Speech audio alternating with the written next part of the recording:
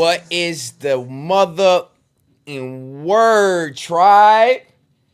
You heard me?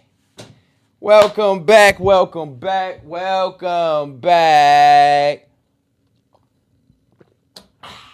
Oh, thank you. We in the building. We in the building. What's going on, man? Best content on YouTube is back. And I always feel like Sunday to Thursday feels like the longest gap in time. It is the longest gap between when I see y'all, but I feel like it's been a long time, man. Welcome back. Oh, man. How y'all liking these evenings, man? It's 8 o'clock Pacific time, 11 o'clock East Coast. How y'all like these late night kickbacks, man? Talk to me. Let me let the tribe warm up in here. Bring everybody in. If you in LA, you know it's a cold, gloomy, rainy, shitty day today. I need to stop cussing in the beginning before they keep. I think people flagging my videos, y'all. And we'll get into that as we get into the thick of things today. But I got to be careful with what I'm doing too, because my videos, some of my lives and some of my videos been getting demonetized. So, you know, I got to make sure I'm a little careful at the beginning of them. Nonetheless, we in here and we going to have fun regardless. But if you in LA, it's cold, it's rainy, it's nasty out today. I was struggling to make it on this mug. I ain't even going to lie to y'all. But 5 p.m. in New Zealand, is that what the NZ mean? 5 p.m. NZ? I don't know what that mean. But shout out to the tribe tapping in. If you out here, it's cold and rainy. So you know when it's cold and rainy, that be them gloomy, overcast days when you just want to smoke, chill with your loved one, you know, get into some things. But I made it on here because, as I always tell my tribe, consistency is key. You know what I mean? Hank the Tank, what's up, my G? I'm feeling good, man. I'm feeling good. Like I was just saying, consistency is key. I think even when I'm feeling maybe there's real shit going on in real life that's got me down or out the mode, or if you know I'm busy or I'm tired or whatever the case may be, whatever's going on, I still find a way to make sure I pop on here Sunday and Thursday. And that's not to say I'm not enjoying it, but you know, life gets in the way, and this being still only a month or 2 months into my journey, it's still a learning process. But I've always known and told myself, you know, consistency is key for real.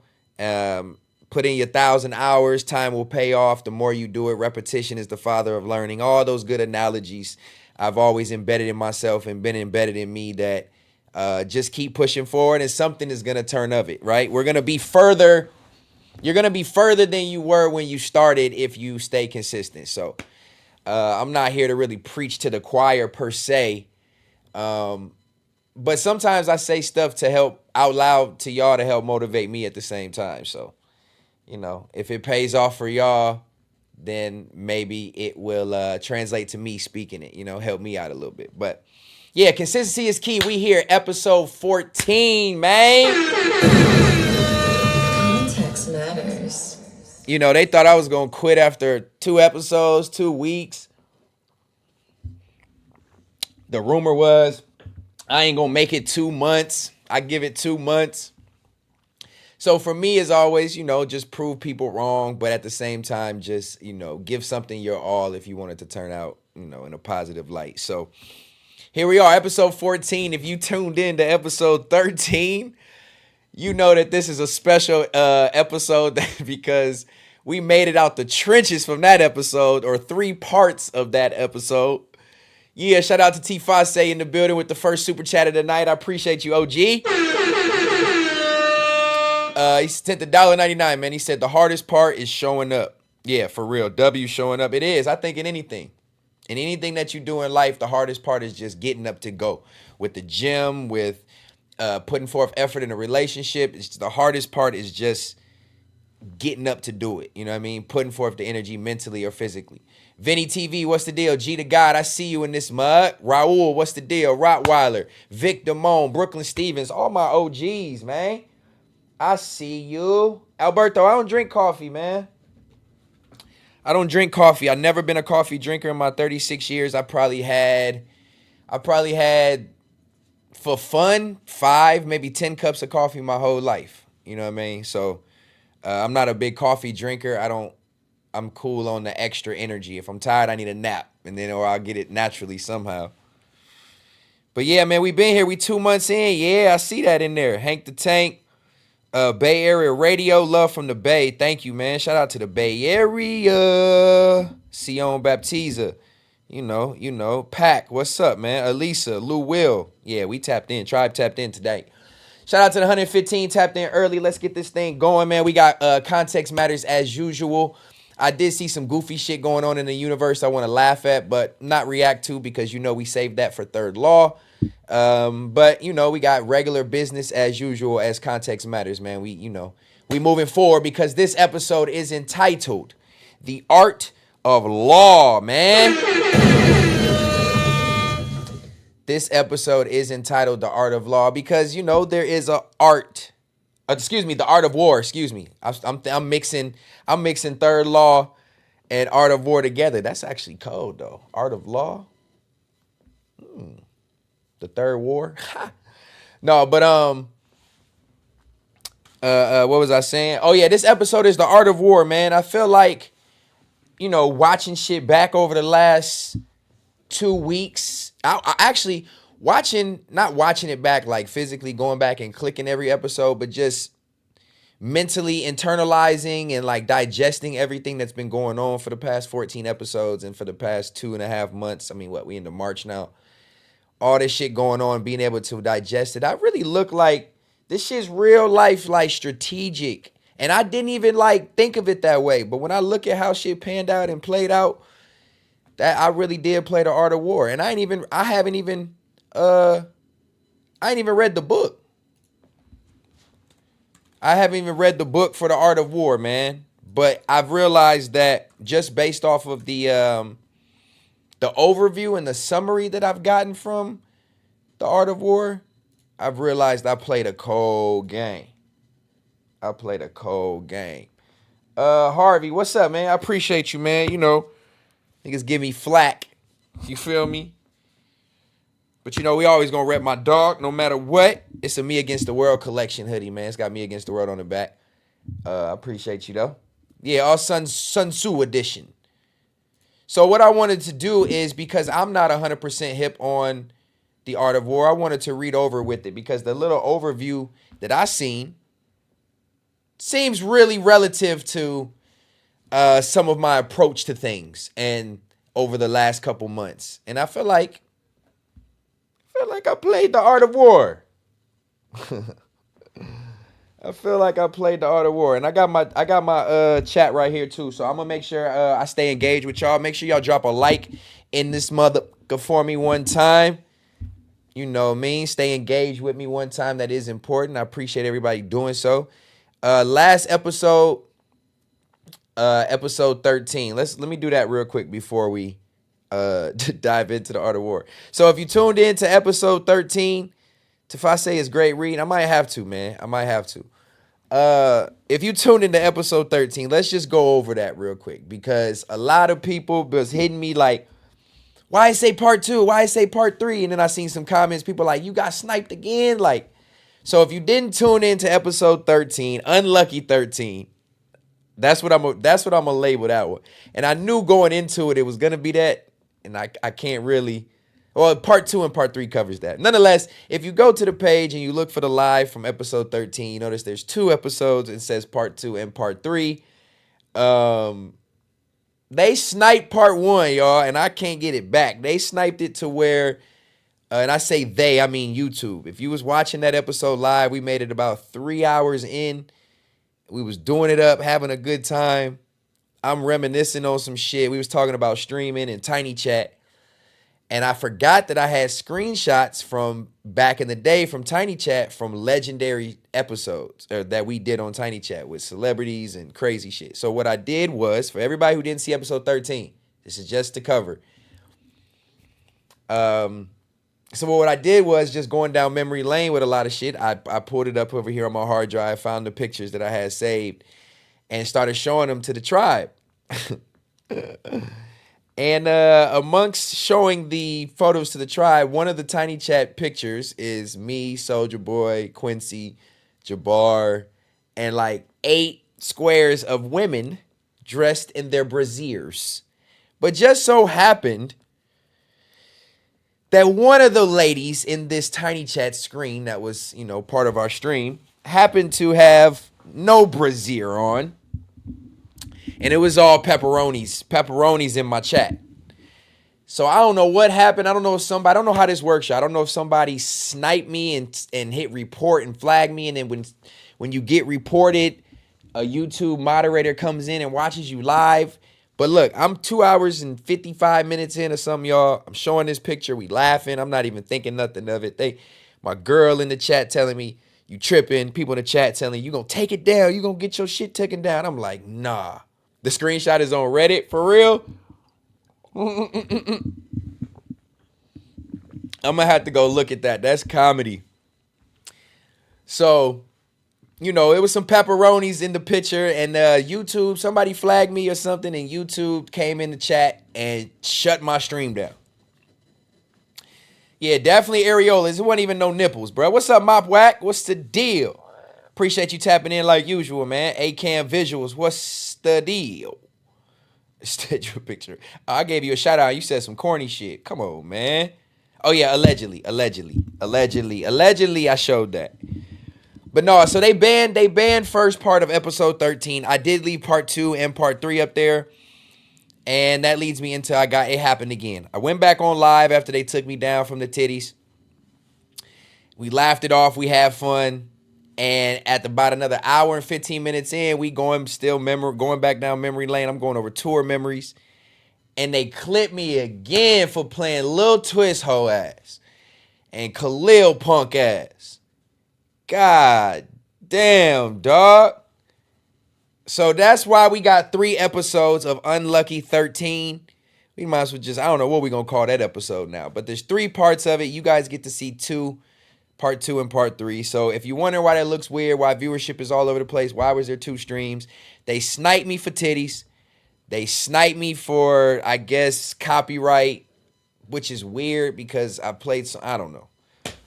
2 snipes in one night. I call that Unlucky 13, man. That's for sure what that was.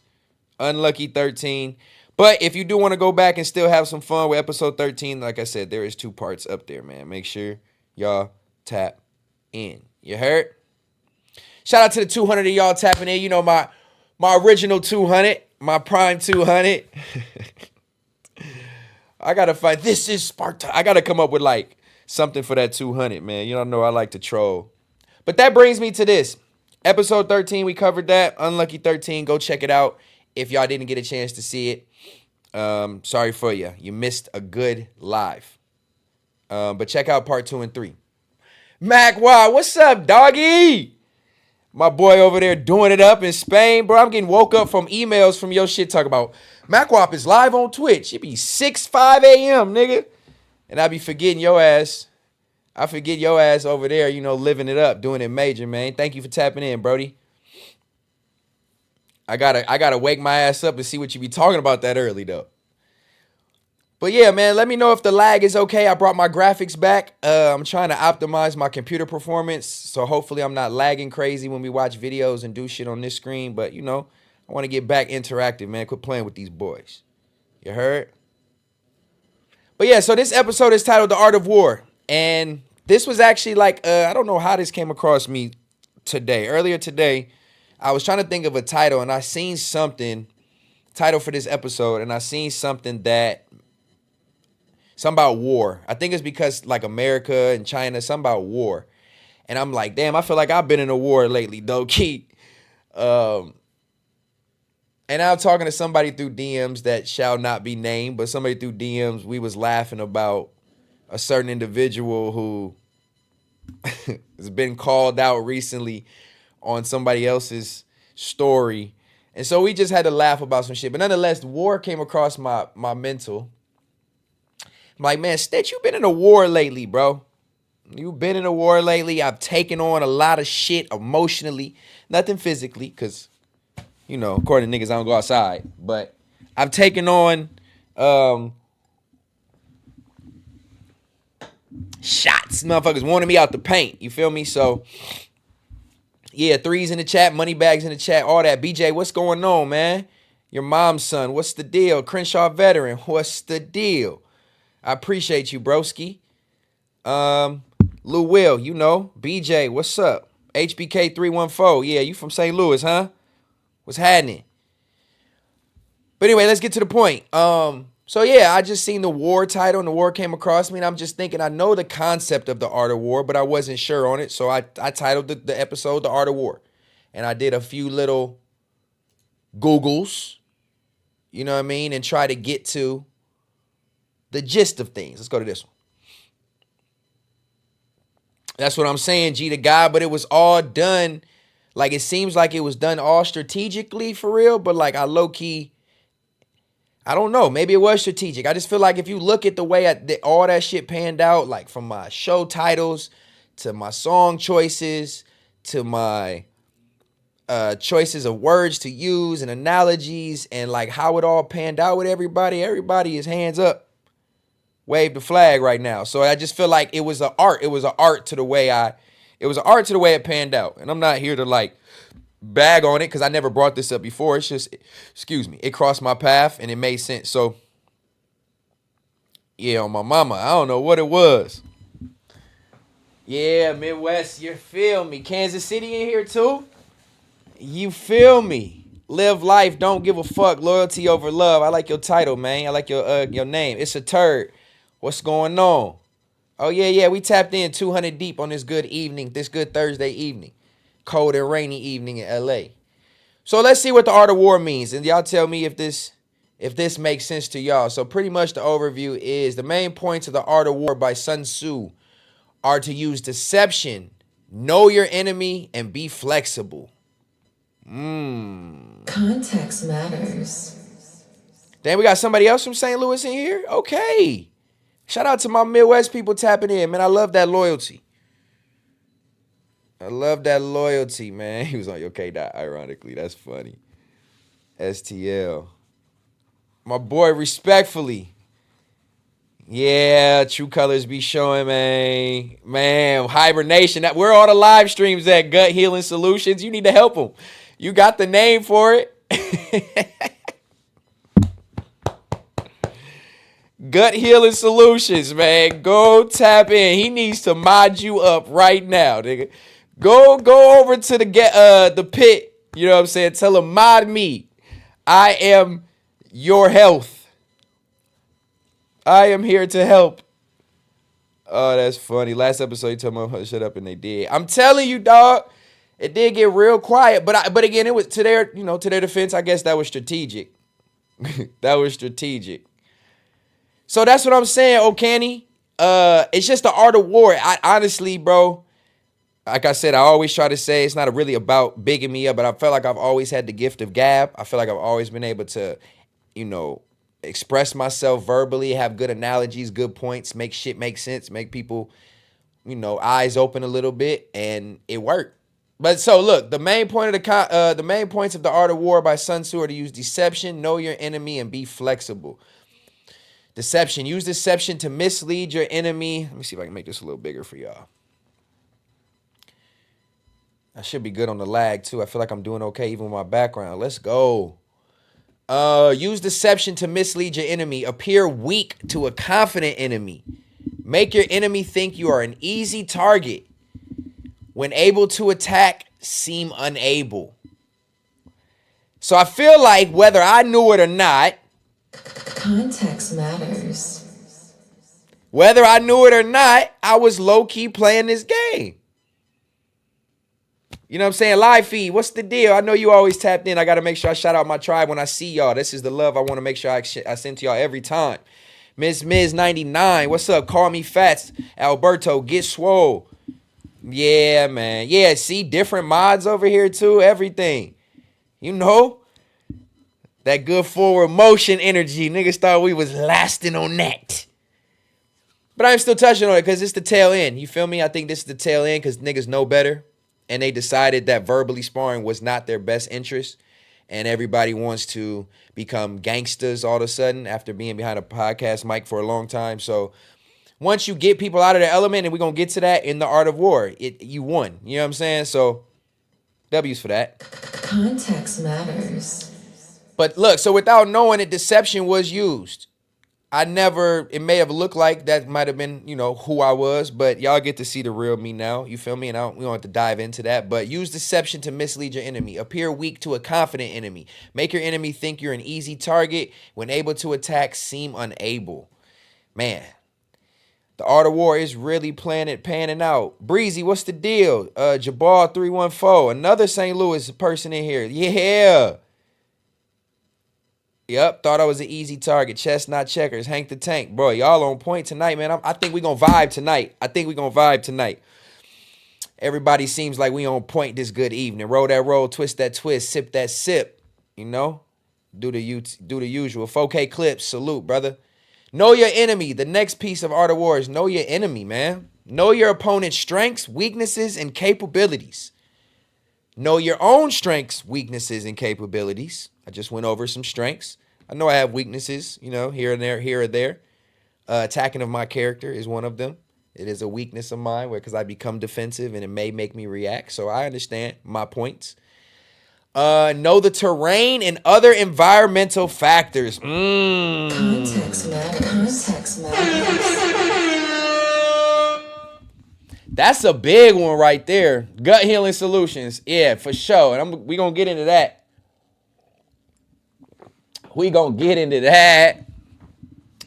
Big potatoes in the air for sure. But look, I like that last one, y'all. Let me highlight this.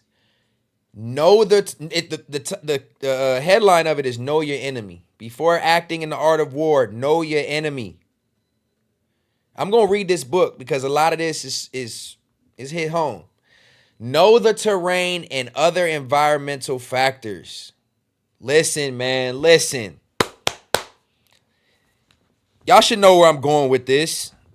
When you're out of bounds, when you are outnumbered, when you are in a situation that if you react a certain way or do something, you're at a disadvantage, you're not supposed to act. You're supposed to know your enemy, know your terrain, and these environmental factors. Nobody, it's like saying you going to war, a literal war, and you out there, you strapped up, you got your big thing, you know what I'm saying? You fully loaded, but it's 15 dudes, 15 enemies around you with the same amount of ammo and the same guns. Are you gonna know your enemy and understand how to move in this situation? You know what I mean? Like you just gonna start bucking and you're gonna lose? That's not an art form of war. It's not a strategic move. So I use that as a brief analogy. Like you got to know where you are, what you're benefiting from a situation, and disadvantages that could come your way if you react out of bounds. This is the art of war. So everybody who's like crash out, you got marked, you're supposed to do X, Y, and Z. You supposed to do X, Y, and Z. I don't give a fuck. Get off. Nigga, squabble up. Meet me here. Let's do this. That's not in the art of war, y'all. Boston here working overnights. Oh, shout out to all my third shifters. I didn't even think about all my third shift people that be tapping in late at night. I used to work third shift, man. I understand that grind and hustle and the need of entertainment, something to keep you awake. So thank you for tapping in with me on this good Thursday night. Context matters. And let's hope I can keep you entertained, my brother. Yes, ma'am. We just, I don't want to talk about that too much, but we just going over the title of the video because I've realized that in completion of this situation, I feel like, because I've seen a lot of white flags go up, metaphorical white flags. So in conclusion of where I think this is going, I just feel like this has been the art of war. So let's just finish up. Know your terrain and environmental factors. Shout out to Suburban, my brother. You know the vibes. You as well, bro. I'm loving the content you doing, dog. I got to get in some of that food content with you. You ain't even tell me you was doing the whole you dig at Scotty and Friends next week. Say less, Scotty. Come on, man. Say less, bro. I love to come back and sit on the platform with you. But yeah, not sidetrack. Sorry, y'all know how I do. I'm about to roll up, and you know how I do. Yeah, know your environment. Play smart, man. You got to be strategic. I'm just realizing, Scotty, I'm realizing that the way this panned out over the last 2 months, I really did the art of war. I'm all Sun Tzu edition, and I didn't even know it. Be flexible. Be adaptable and adjust strategies to changing circumstances. You know what I mean? You got to adapt. You don't always got to be reactive. Avoid unnecessary conflict and seize unexpected opportunities. Y'all, this right here, I really feel like I didn't read all these before I got on here with y'all. I didn't read all these because I like the organicness that it brings when I can react live. This is tight, man. This is really tight to see. Avoid unnecessary conflict, keyword unnecessary, and seize unexpected opportunities. Take advantage, man. Be prepared to evade a superior enemy. Be prepared to separate united enemy forces. Woo! Context matters. Ooh. Attack your enemy where they are unprepared. Ooh. You are now watching Context Matters. Oh, shit. Damn. So it's be flexible, know your enemy, and be deceptive. And the last key points on this, and then we going to move on because, ooh-wee is right, man. Ooh-wee is right. The art of war has panned out in front of our face, y'all. Hey, shout out to Fat, man. I was sleepy earlier too, bro. If you're tired, make sure you get some Z's. Somebody told me they use podcasts as form to like help them sleep. So if that's what you're doing, get you some rest, my brother. I hope my voice is soothing enough. Pause. For you to do that. And last key points on the art of war before we get into the context as usual. War should be the last resort. I'm assuming they mean physical war because most people don't, back in the day or in this time, weren't looking at verbal going back and forth as war. So war should be a last resort. Why do you want to hurt? Why do you want to feel pain? Why do you want to invoke pain? Why do you want to risk your life and somebody else's life when it's not deliberately meant to be so? Shouldn't have to be that. The purpose of war is peace. Because at the end of war, that is the purpose. We want a resolution. It may not seem like it's a peaceful resolution at the beginning if you're willing to fight for it, but at the end of the day, you want a resolution. You just want some understanding. We just want the people to not be fooled no more. We don't want the people to be fooled no more at the end of this war. We want peace. We want peace. We want understanding.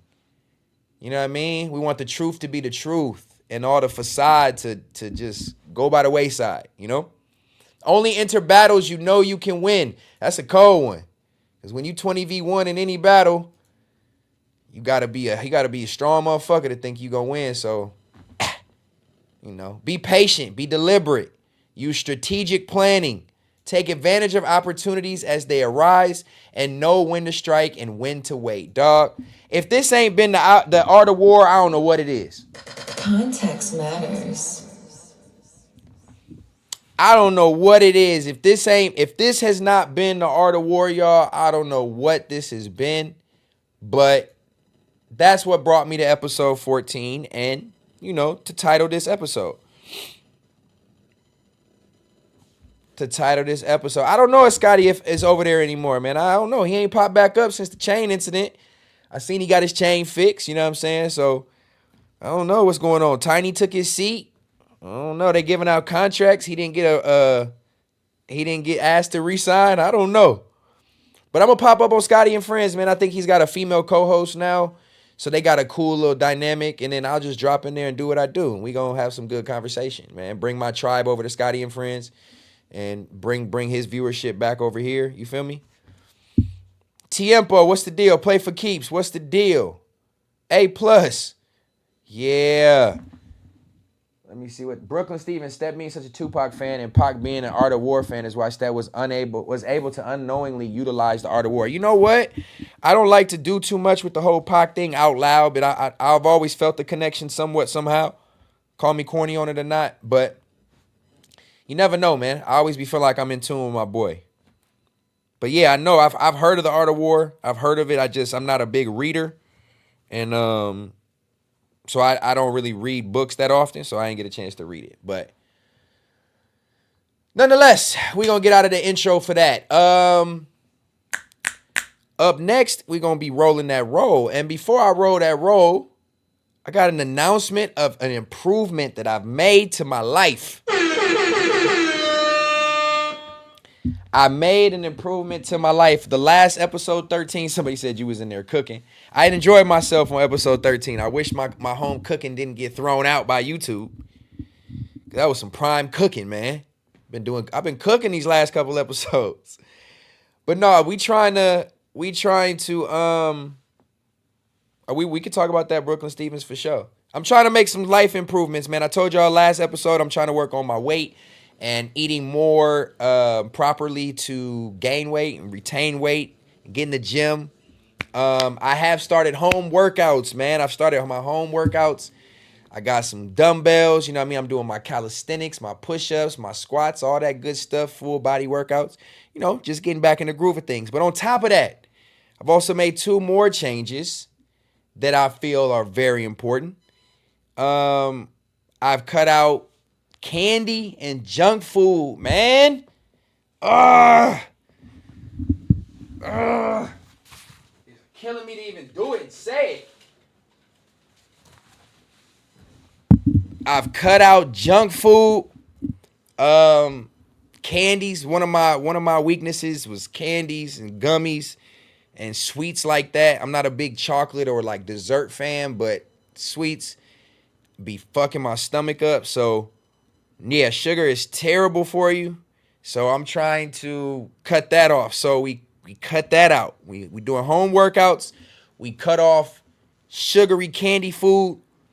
And lastly, before I was getting to the twist, yeah, all I drink is water though. I don't drink really anything else ever but alkaline water. So I don't cut out soda. I don't drink soda at all, bro. I don't drink.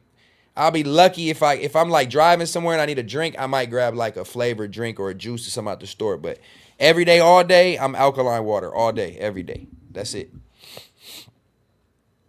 But on top of that, one of the biggest changes I'm making on top of the working out and the no junk food, no candy, is it's even hard to verbalize it.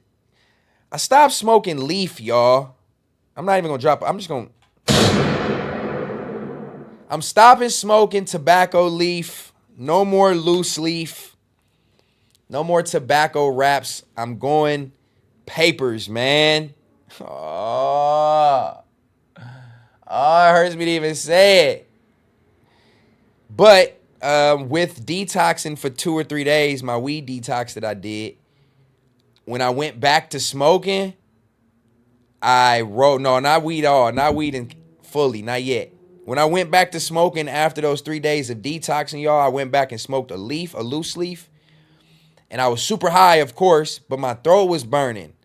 I'm like, man, this shit sucks. It don't even make it, like, the smoking wasn't even enjoyable. I'm like, man, this shit weak. But on top of that, when I woke up the next morning, my throat was burning.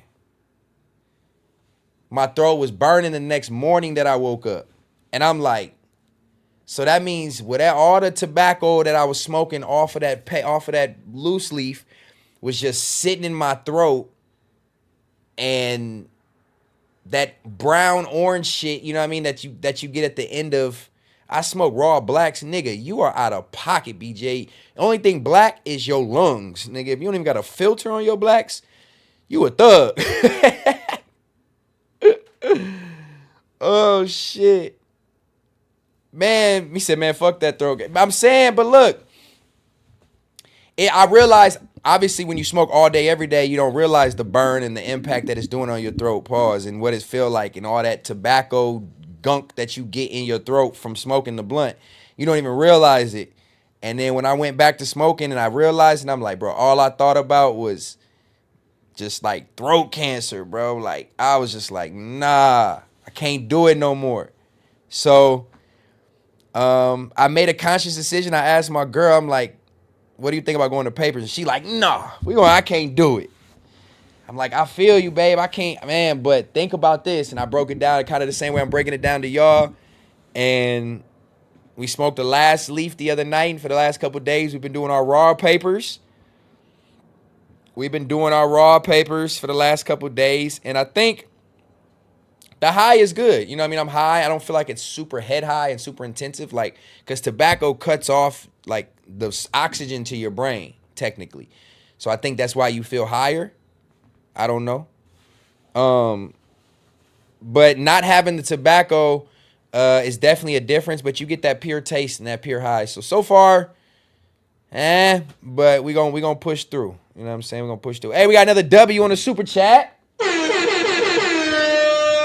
Shout out to my 175 of the tribe checking in on this good Thursday evening. I appreciate y'all. Off the pull up, $1.99. Paper with the crushed grabber, way better. But no, see, that's tobacco. That's a spliff. You putting tobacco right in it. I'm trying to take the tobacco out. Merks, what's the word? I appreciate you. I missed you on the shot when you popped in. Charles Oakley, what's the deal? Unfortunately, tobacco over papers. I know, man. I know. BJ, Sean Harris, Zaza Mail, the Stoners Committee, Cookies. Yeah. Everybody tapped in. Another super chat from Tafase. What's up, Brody? $2. Health is wealth. I'm on day 3 of 30 for my juice cleanse. Oh, you doing all juice, bro? Or are you eating too? Blasey Susan paper so smooth. Yeah, I guess we going papers, man. Mercs on my mama. That's what it is. Thank you, man. I appreciate you. Yeah, remember White Owls and Swishers? Ugh. That's nasty, bruh. Shout out to all my Muslims observing during Ramadan. Yeah, that's what's up, man. That's what's up. Stay on that juice cleanse. Juicing is fire. Got to get the backwoods from overseas. I don't know, man. Just this tobacco. I just feel like with tobacco being at an all-time like high, I don't want to say all-time high. That sounds crazy, but just weed smoking at an all-time high and like backwoods and tobacco products being the forefront of when you smoking a blunt, like I feel like they can just poison that shit so much easier now and we wouldn't even know. And we just inhaling leaves down like they just real life tobacco leaves. I'm a Swisher nigga? Nah, you from St. Louis. You country as hell if you still smoking Swishers, bro. We in 2025. And there should be no human alive still smoking Swishers. White Owls, Lions, Tigers, and Bears. Oh my, never. Grape Swisher, Maurice? Nah. Or I think that's how you say your name. Mars 838? Nah, bruh. Dutch Masters, y'all nasty. Y'all breath smell like huh? Back in Peoria, I smoke Swishers. On my mama, that's the time. That's the time when all that was the time to do it. But yeah, so this smoking conversation right now is sponsored by my choice to not smoke tobacco anymore. Woo!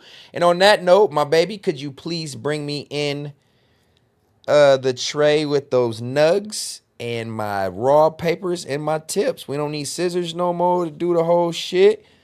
We about to roll us live on here. We gonna give y'all a rolling tutorial on papers. Because I roll my papers fire. I used to smoke papers all the time. Back during the Taylor gang, paper plane gang, all the Wiz Khalifa mixtape era, I was all papered out.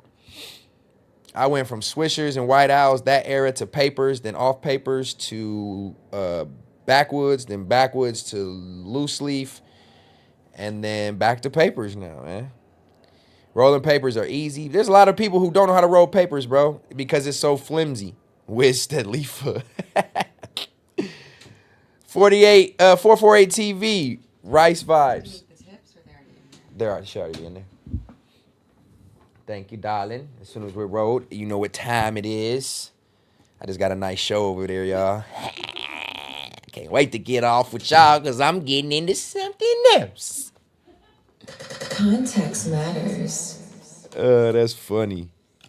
That is funny. But yeah, man, we in far enough, man. I'm kind of blocked with my computer screen right here. So what we gonna do is we gonna get into the thick of things. As y'all know, Third Law is my new live stream.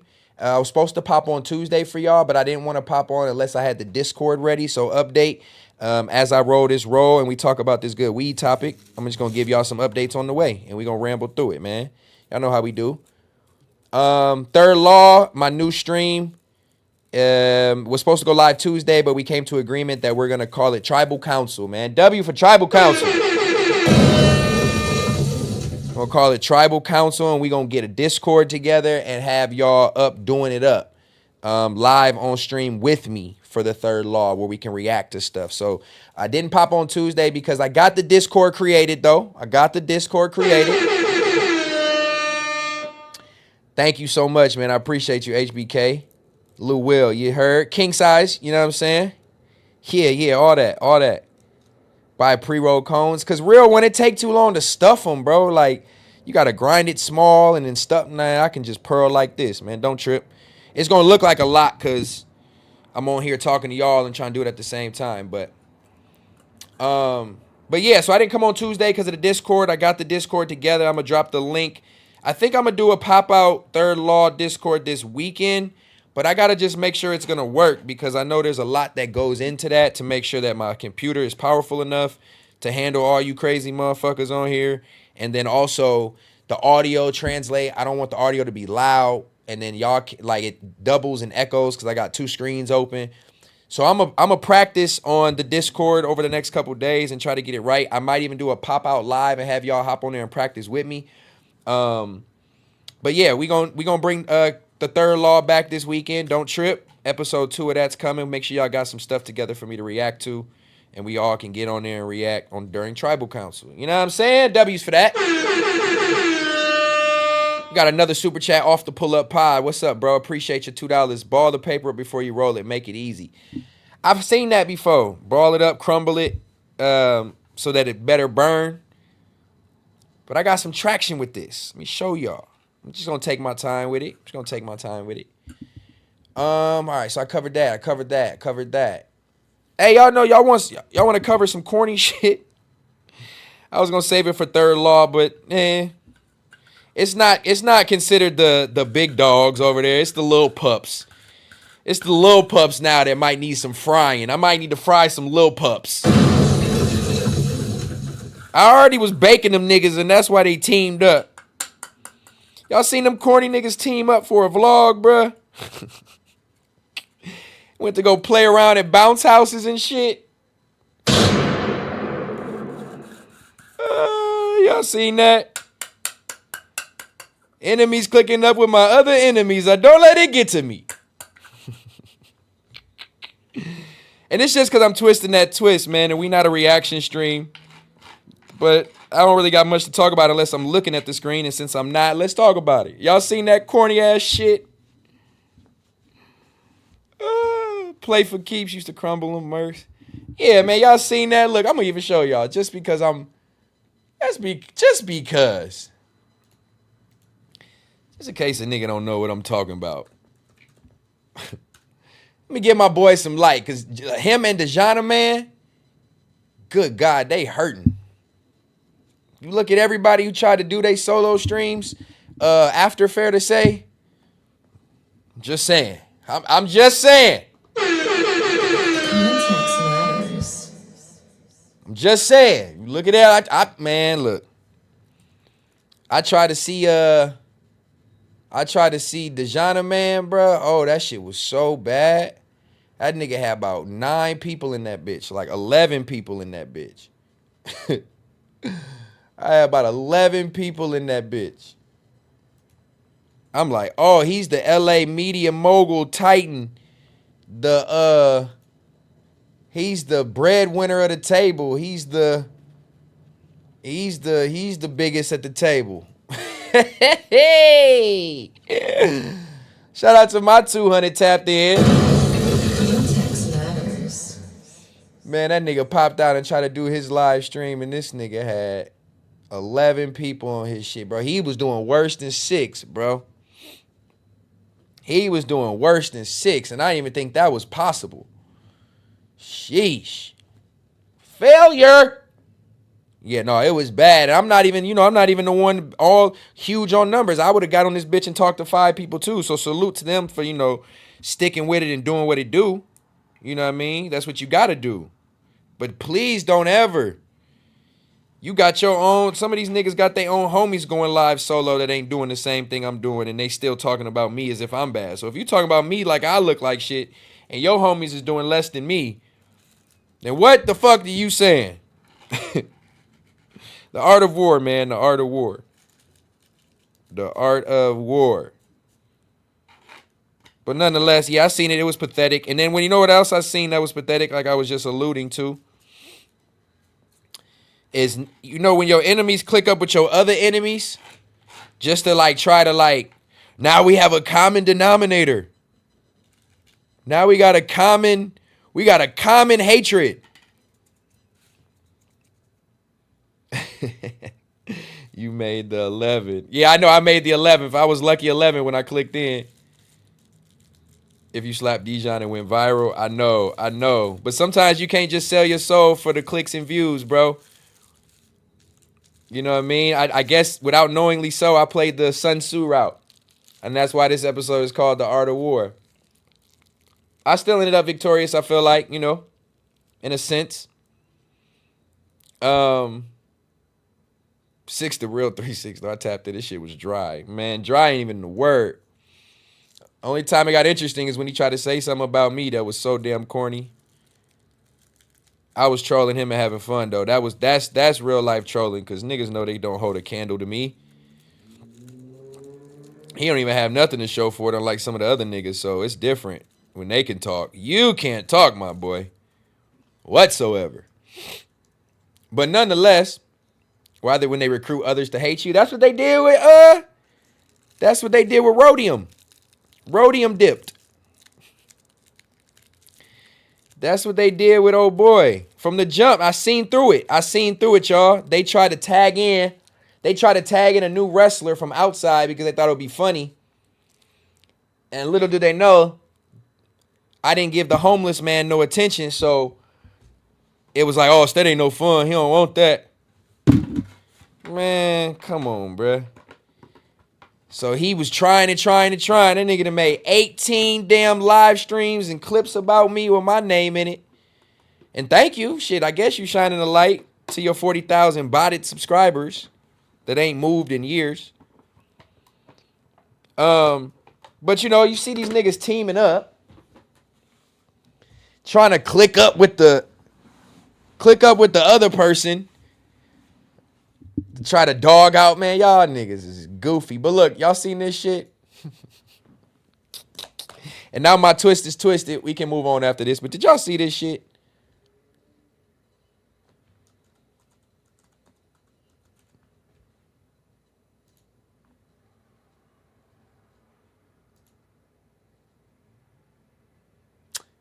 Come on, doggy. Damn, did he take it down? Nah, he couldn't have took it. Oh, it's probably on the F. It's probably on that page, huh? Hold on, y'all. Odium sticks. The FBA Journal. What's up, man? You ain't too late, man. You know, we got on here at 8 o'clock tonight. Late night stream with the boy. Shout out to the 215 of the tribe tapped in. Decent roll. Yeah, in the end, I was talking. And it's only like my, you know, probably like my 5th joint since we've been back smoking joints, you know. You know what I mean? A nice little twist up. That's gonna smoke nice. You feel me? Let me see. Nigga got a whole platform with all these viewers and can't get no type of viewership.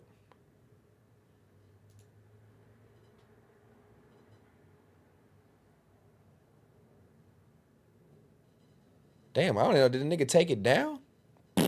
Anyway, I guess it ain't worth talking about. But anyway, did y'all see them two corny niggas, the corny nigga and the dirty nigga, try to link up together and be buddy in the car? Because I know he had to go pick him up because old boy be on the bus.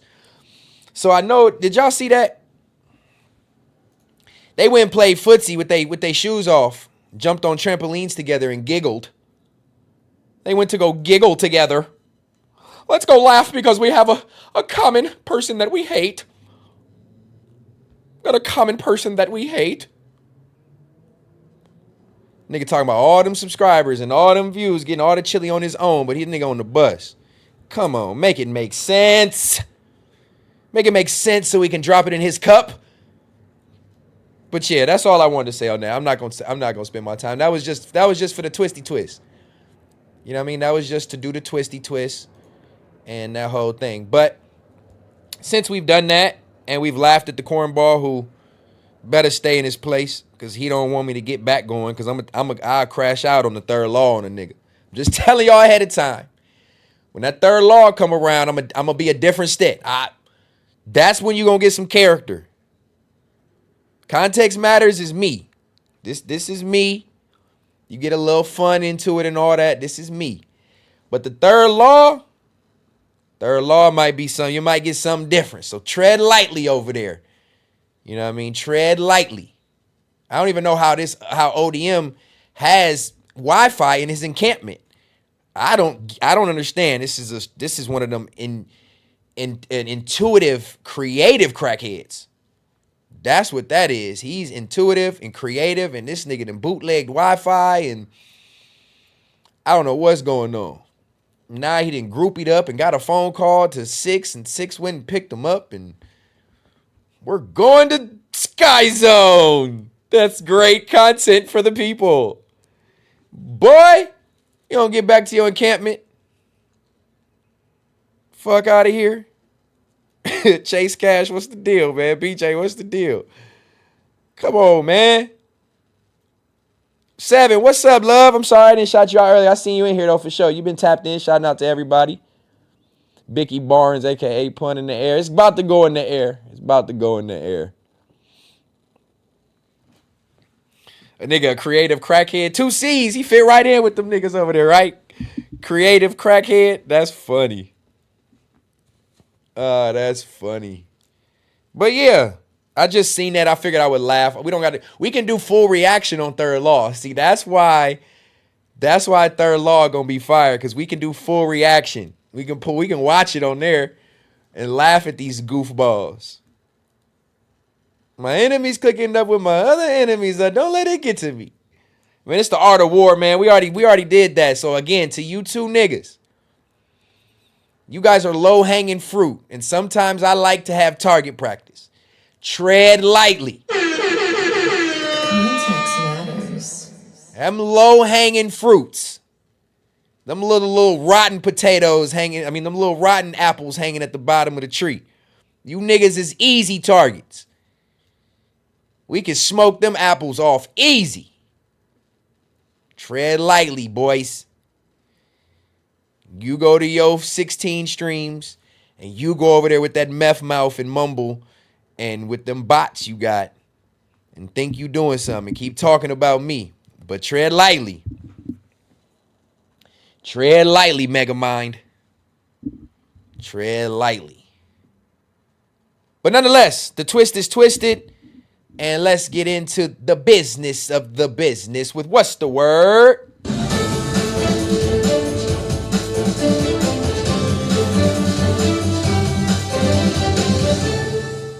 Oh, yeah. Oh, yeah. We back in action with what's the word, man. Y'all know what's going on. The latest and greatest hot topics. Let's talk about some shit that needs some let's talk about some shit that needs some context, man. Let's do it on, let's go here. All right, we got some shit that needs some context, y'all. Let's get into it. Ashley Nix, I don't know what you hate from me, but I hope it's something good. Wow. Okay, I don't know what that is yet. Off the pull-up pod with another super chat. You going crazy tonight. I love it. Thank you, man. I appreciate you, game. Music reactions. Yep, we doing that. We're going to have music reactions on Third Law, and we're going to do it all together. Straight brackhead on my mama. Yeah, Fox News type shit. Alante, what's up, man? I ain't shouted you out yet either. I see y'all, tribe.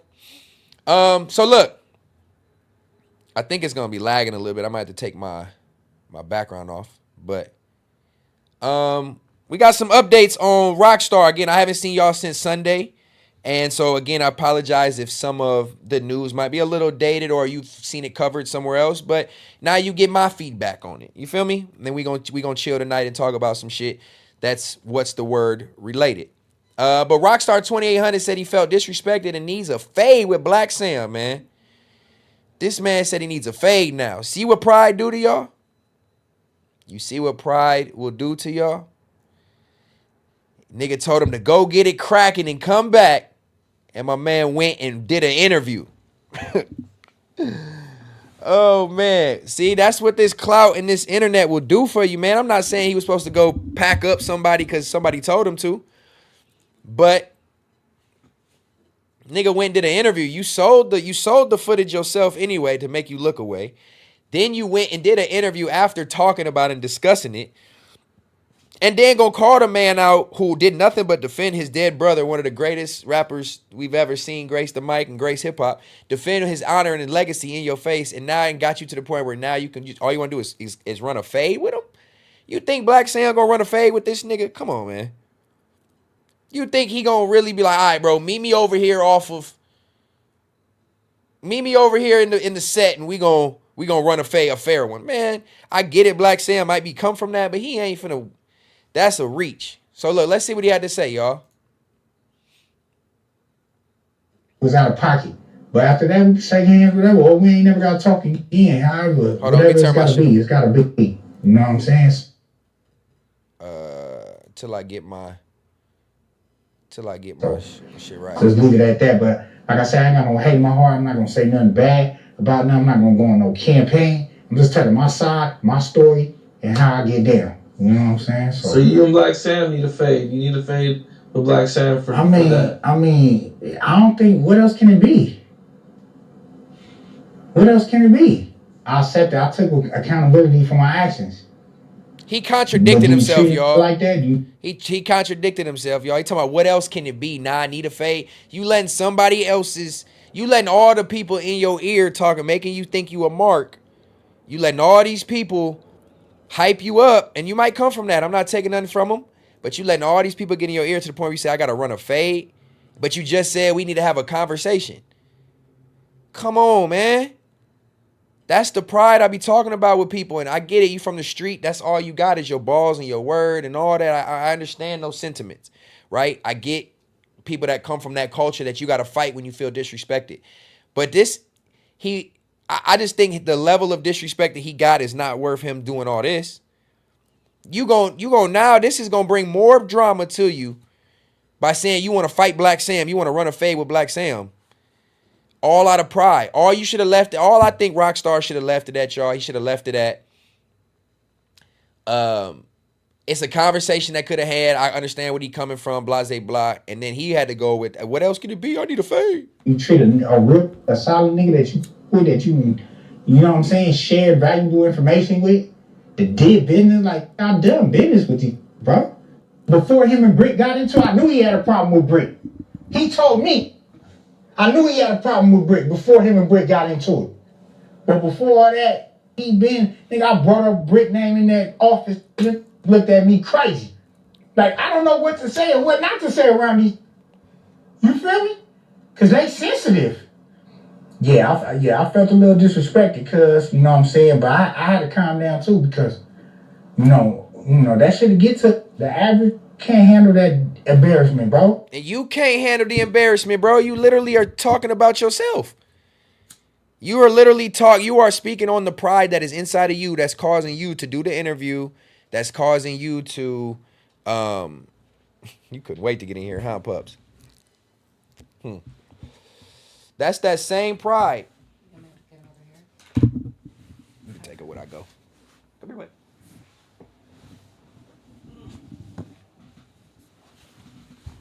He just want to chill with his dad, y'all. He's a daddy's boy for sure. He came darting in here when his door open.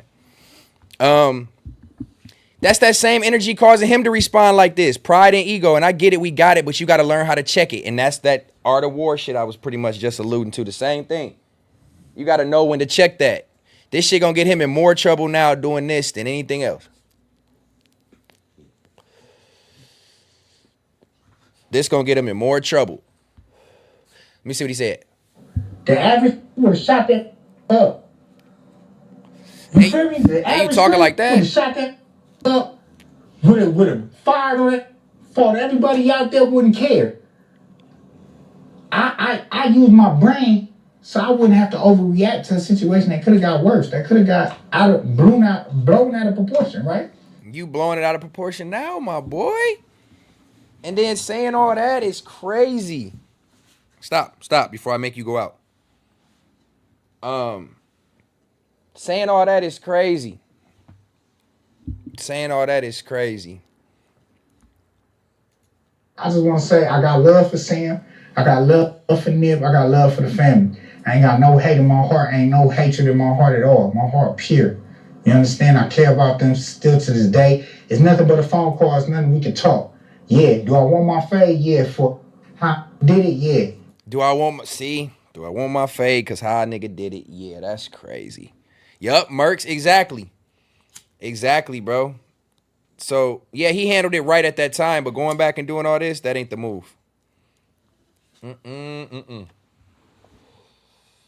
That's not the move at all. How y'all feel about that? Let me see. Ain't no fades. It ain't finna happen. He a goofy. Nah, he blew it. That's crazy. That shit blew up in his face. Now Wack ain't even messing with him, huh? Yep.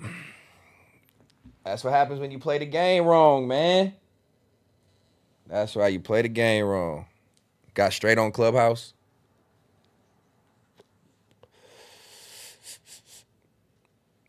Let's see. What else we got? Pride is the devil. I think it got a hold on me. Pride is the devil. Then left so many RIPs. All right. Stay in this little music vein for a second. Appreciate you, Vinny. Problematic and full of allergies and shit, but it's my boy. They gonna turn him to a marathon burger. That's fucked up. Let's not wish the violence come from anything. I don't think he said nothing too crazy. I mean, he did call him out for a fade. No good and well, ain't nobody about to let that boy run that fade. And now Wack calling him out, so he ain't got his homie behind him. Ooh. That's the number one reason, Gut Healing Solutions. I'm gonna call you GHS. Until you get over there and get that endorsement. You should go sponsor the stream over there, man. GHS. Yeah, that's the reason why men end up in jail and dead. Pride, ego, money, and bitches.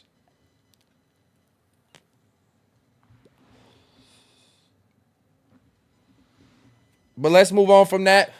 Since we're talking about men going to jail, I don't mean it that way, but Tory Lanez, y'all.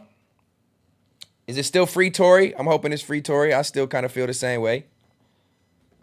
Tory is dropping a new project straight from jail, man. That's W's.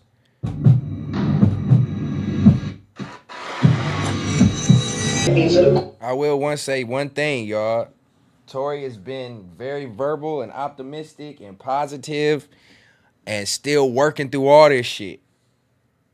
And for the evidence and all that, I mean, you don't got to dive into that story, but for everything to not be 100% solidified and proven, I mean, he might have done it, he might have not. But, in the court of law, it's innocent. You got to prove it beyond a reasonable doubt. So we didn't see a reasonable doubt. So to that regard, we got to just tread lightly on his guilty and innocence. But he's been resilient, man. He's been resilient. But somebody said you don't like his raps. You crazy. Tory, one of the best rappers in the game. And I'm going to stand on that. Tory is one of the best rappers in the game, and I'm going to stand on that. Creatively, musically, Tory is a beast. Y'all tripping if you think otherwise.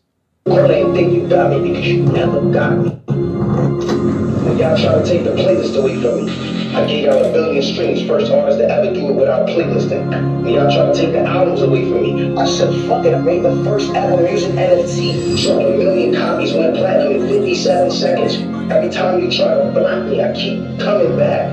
There's nothing I can do to stop my shine, to stop my hustle, to stop my hunger, my ambition, nothing. I've been through too much pain, too much problems, too much tears, too much sweat, nigga. You'll never understand this pressure. You'll never understand that, my nigga. So they went to the emergency plane. Lock this nigga up, take his freedom, that'll silence him. Finally, that'll silence him. And guess what? Even in the darkest parts of prison, the first ever professionally recorded in real-time prison album. I'm not gonna lay up, I'm not gonna let up. I promise this year gonna pay me back for every single minute y'all took from me. It's my turn to serve, and this time, I got a lot to say. Ooh.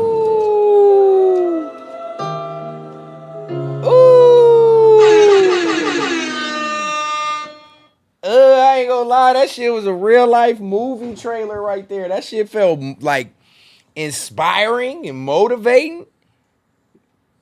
Damn, he for sure was talking that talk. And he did even work through it all. Prison tapes and all that. Damn. I'm here for it though. I think it drops tonight, don't it? She playing with me. I think it drops tonight. No, he can chill for now. I'll probably send him out in a minute. The other one like, I want to be down with dad too. But that album dropped. Go, bud. Come on. He ain't going. Just leave the door cracked. Fuck it.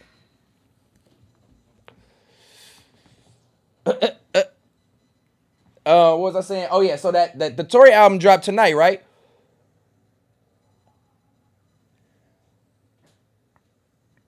Holy Drug Lord, what's the deal?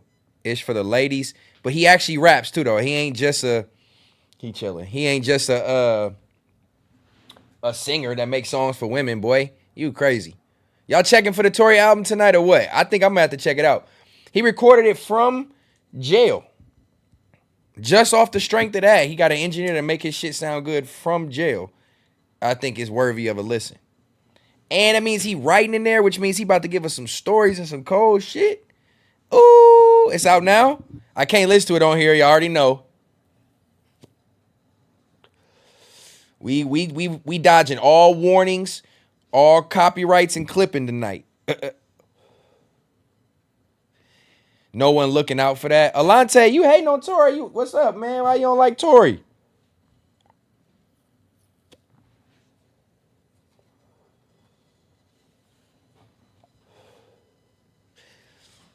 Yeah, but I think his shit, Tory shit sounded like it's straight out of a studio. Straight out the studio. All right, let's move on. Let's move on. Hey, what's the score of the Laker game? Did we beat the Knicks, y'all? Give me the update on the game. It seems like every time I go live on Context Matters, the Lakers are playing. And niggas been hooping. We playing the Knicks. I hope we won. But shout out to Brian for the 50,000 points. We getting whooped? Oh, that's weak. Belt to ass, that's weak. All right, Lockheed, what's the deal? Appreciate the money bags. Oh, no, we only down by 8. Come on, man. How much left in the game, Vinny? Look, I'm a diehard LeBron fan. In Miami, I don't think I missed many games at all. Okay, 7 minutes left in the fourth. I don't think I missed many games watching them at all, every game. So I hate when I miss Bron playing, especially now that he's getting older. I want to make sure I watch everything. Simon, stop, man. Before I make you get out. But yeah, shout out to Bron for that 50,000 points, dog. We got to keep adding to that. The GOAT. I think the Lakers going to win a championship this year. Yep, I called it. Lakers will win a championship this year. Yep. Okay. What else we got? Let's spice it up a little bit, would you? I know I ain't gonna get banned for this one. This is public content. But I actually laughed because I seen a retweet of this is what made me want to pull it up. Y'all seen Kim K? Ooh. Context matters. Y'all seen Kim K though? Let me come here. 2013 Bron was something special. Miami Bron was next level, dog. But he playing damn near at that same level, performance-wise, numbers-wise. He just a step slower. He's still jumping out the gym on niggas. You feel me? Over the Thunder, you smoking rocks. Come on, off the pub. See, this is why I need this Discord on Third Law. We're going to have that good basketball talk, that banter. The Thunder are not going to be equipped in the playoffs to run off and win 3 7-game series and win the finals. I just don't see it happening. I don't see it happening. Nigga said build a body. Somebody said she the LeBron James. That's what made me think about it. Somebody said she the LeBron James of sluts.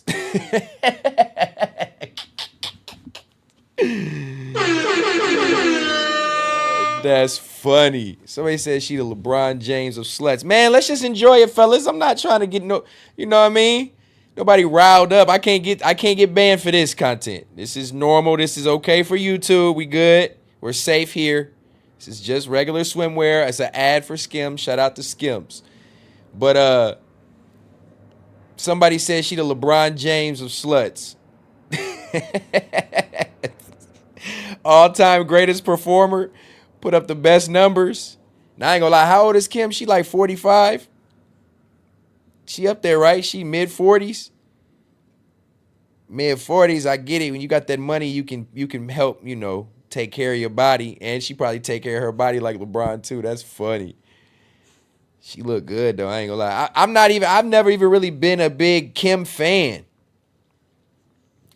I've never even been a really big, he came back at the right time. Yeah, Mercs, I got to get my, you know, come on, man. This a stream for the fellas.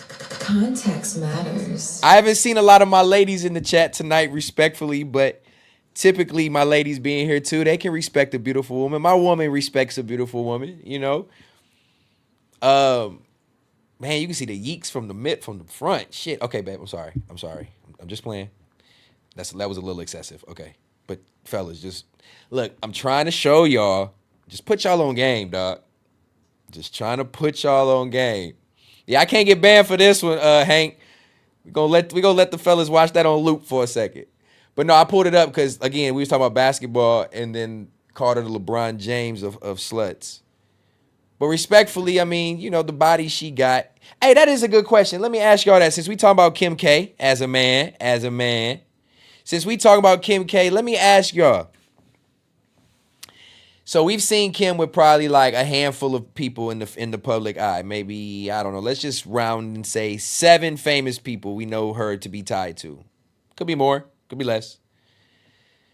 But we call her a slut or a hoe, and everybody looks at Kim like she's just super like get fucked by everybody and whatever. But if she was a regular person at 40-some years old, those amount of bodies and that type of activity, would she be deemed a hoe? Somebody said the game. 2 handfuls. Yo, funny. I feel like that's a cold narrative to put on her, man. That's bogus that she's like a celebrity hoe because she's dated celebrities. That's crazy, bruh. Where she low-key probably got less bodies than the girl you with right now. Let's be real, niggas. I mean, we don't know all her behind-the-scenes bodies. True. But then that's the case. We can't judge her on them bodies. We can only judge her on what we know. And from what we know, it ain't that bad. Come on, man. Give Kim K some grace on her hoe activities. Why she got to be a hoe? That's a cold narrative to run around with if I was her. I'd be mad as hell. But hey. Oh, because of the whole sex tape shit too. Yeah. I can understand that. Hey, y'all seen y'all girl in some Skims yet? That shit look good on your girl, your fellas. Get your girl some Skims. Get your girl some Skims, dog. Stop. Let's stay in this pocket a little bit. They got the same birthday. They dated the same man. They moved on the same principles at one point. Dun dun dun. Amber Rose went and pulled up and did the Shannon Sharp shit. I seen somebody also get on her about that. What's wrong with your arm, bro? Man.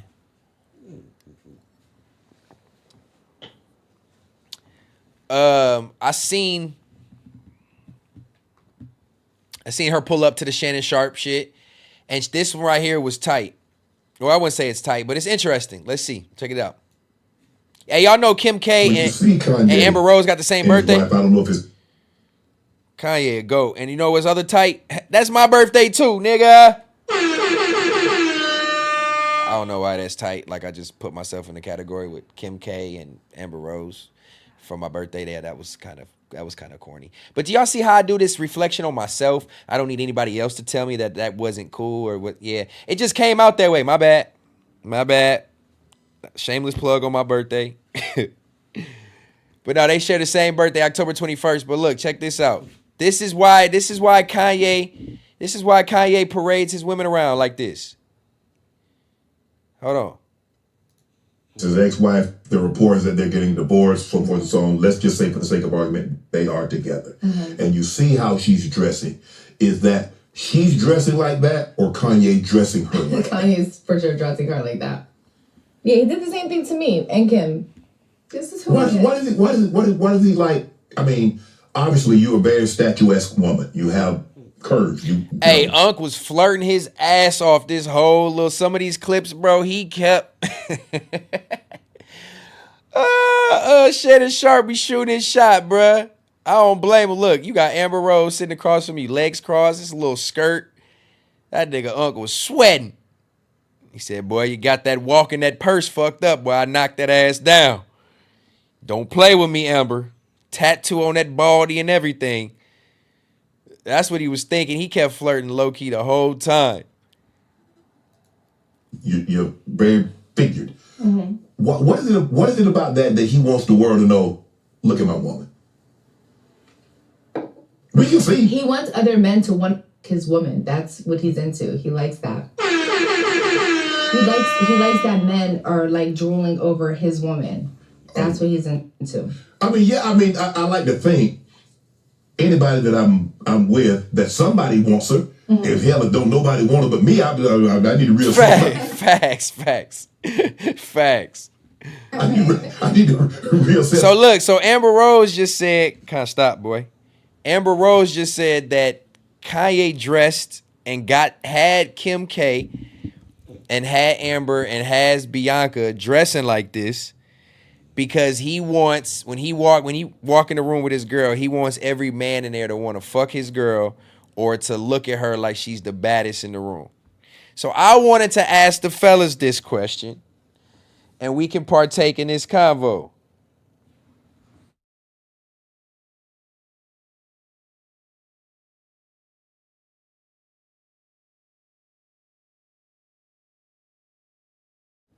Okay, my bad. So how do y'all feel? Go. Simon. Fellas, how y'all feel about this?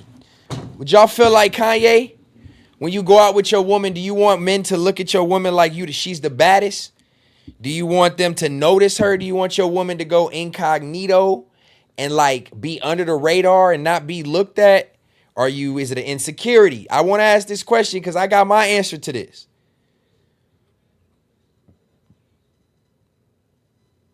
Yeah, he for sure. I started scratching him and he started tripping. Once my dog get going, I had to get him up out of here. Nothing's wrong with it, pimp. Shout out to Big Perm. Yeah, I want to know. So look, this is my opinion on it. As I let y'all feedback come in, look, I'm gonna do a poll real quick. Like that one time for me, y'all. Hit that like. Let me know y'all engage with the chat. Oh, I didn't even have the live chat on. I had it on top chat. I probably been missing people. My fault. Damn, I have been missing people. Whoa. Yeah, I'm out of pocket for that. I'm back in here, man. If y'all been typing and I ain't seen you, I'm back. My bad. Drop a super chat as well. I appreciate y'all for that. Context matters. Appreciate the donation. Okay, so look, this is my feedback on it. I'm going to put up a poll. I want to know how y'all feel about this. I'm going to play a little bit more of the clip while I put up the poll. But pretty much my question is, when you go out, fellas, I guess ladies can answer this too. Answer it in your own way. Just, But when you go out with your loved one, your significant other, fellas, do you prefer, if your woman comes out with something that she's got on and it's a little too sexy or too revealing or too promiscuous, are you like, yeah, baby, you look good as fuck, let's go? Or are you like, nah, you gonna have to change that, you showing too much? I'm gonna play this clip and I'm gonna put up a poll and y'all let me know what you think. We can see. He wants other men to want his woman. That's what he's into. He likes that. He likes that men are like drooling over his woman. That's what he's into. I like to think anybody that I'm with, that somebody wants her. Mm-hmm. If hell don't nobody want her but me, I need to reassess I need to reassess what I'm doing. Right. But to really man, I want. Yeah, he wants all his friends doing his girlfriend. He wants everybody that when you walk in a room, that his girlfriend or wife is the most desirable in the room. She the baddest bee in the room. That's what he likes, yeah. Mm-hmm. And you dress like that because that's what he wanted. You want to please your man. I was young, and I'm going to tell Kanye no. Okay, so that kind of gets me to the point right here. We'll take a little break with what she was talking about. That's the premise of this question. She's saying Kanye wants his girl to look like the baddest in the room and wants everybody to want to fuck his wife. Is that a dangerous game you playing if you don't trust your girl? Or is that like, yeah, nigga, you looking at my bitch, but you can't fuck her? You want her, you would if you probably could. If you could sneak and fuck my girl, you probably would, my nigga, but you can't because she too down, she too loyal. Are you that comfortable as a man? Are you that secure as a man to have, like, look how Bianca popped out at the Grammys or whatever that was that we pulled up. We was watching that live. Look how Bianca pulled out at the Grammys. You gonna let your girl go out like that, showing her whole body? Oh, W Super Chat. Let me see. Let me see if I can catch up. Let me see. Moneybags in the fucking chat. Chase Cash. What's the word, man? You heard what he said. Moneybags in the fucking chat. My boy dropped 10 for that, man. Y'all hit the like on that and show love to him. I appreciate you, G. Thank you, man. Definitely a way to show your love. Thank you. But let me see. Hell no. You can't go out like that.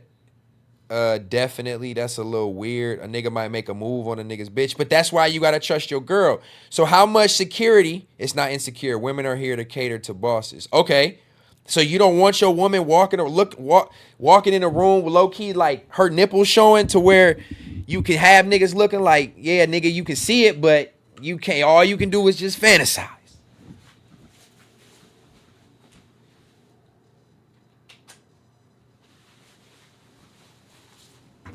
I see the allure in it a little bit. I'm not gonna lie. Damn.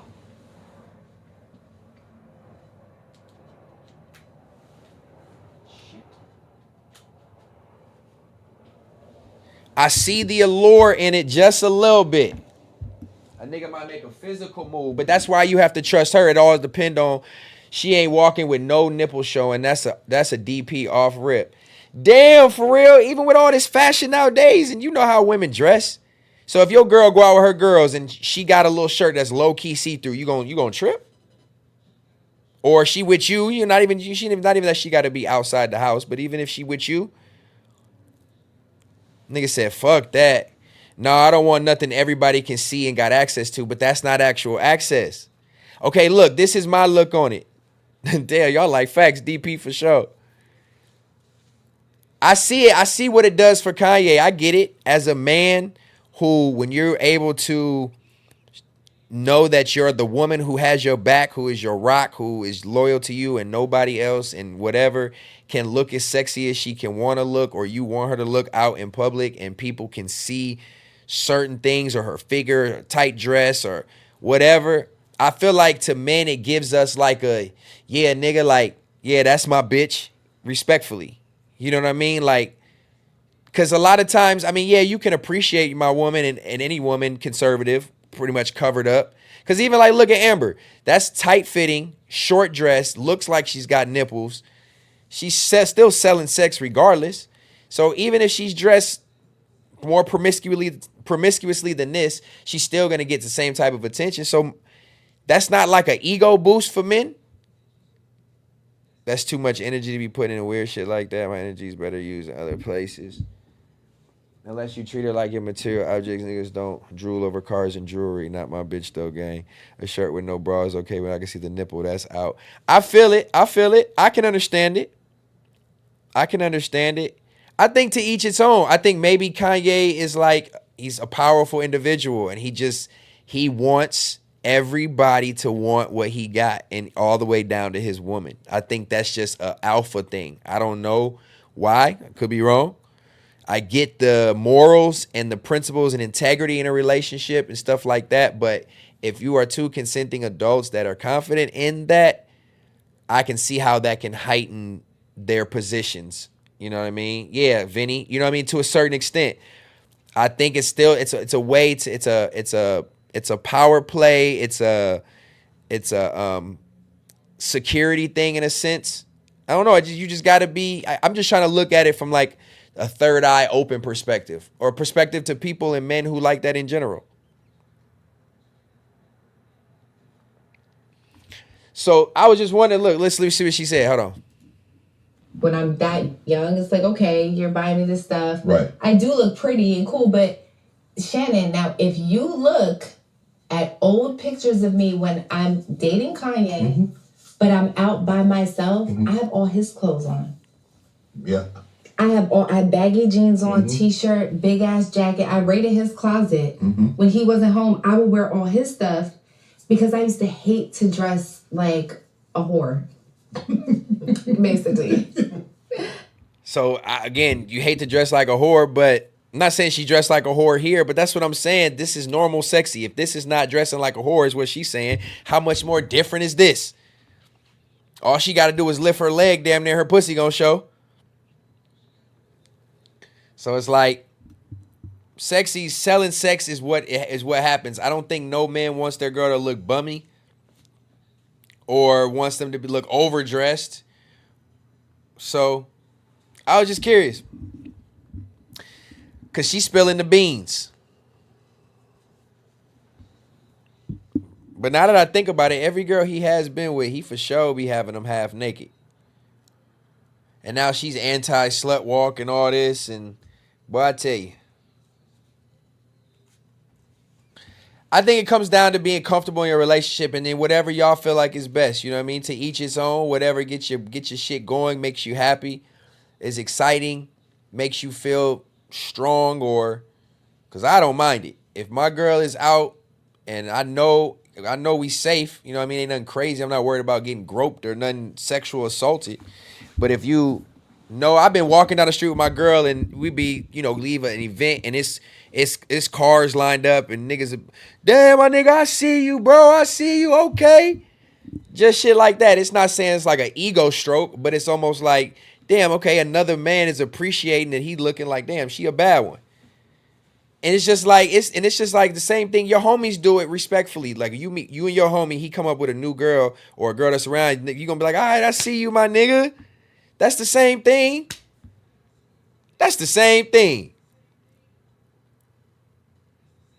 Yeah, now touching is out of pocket. That's what I'm saying. Touching is out of pocket.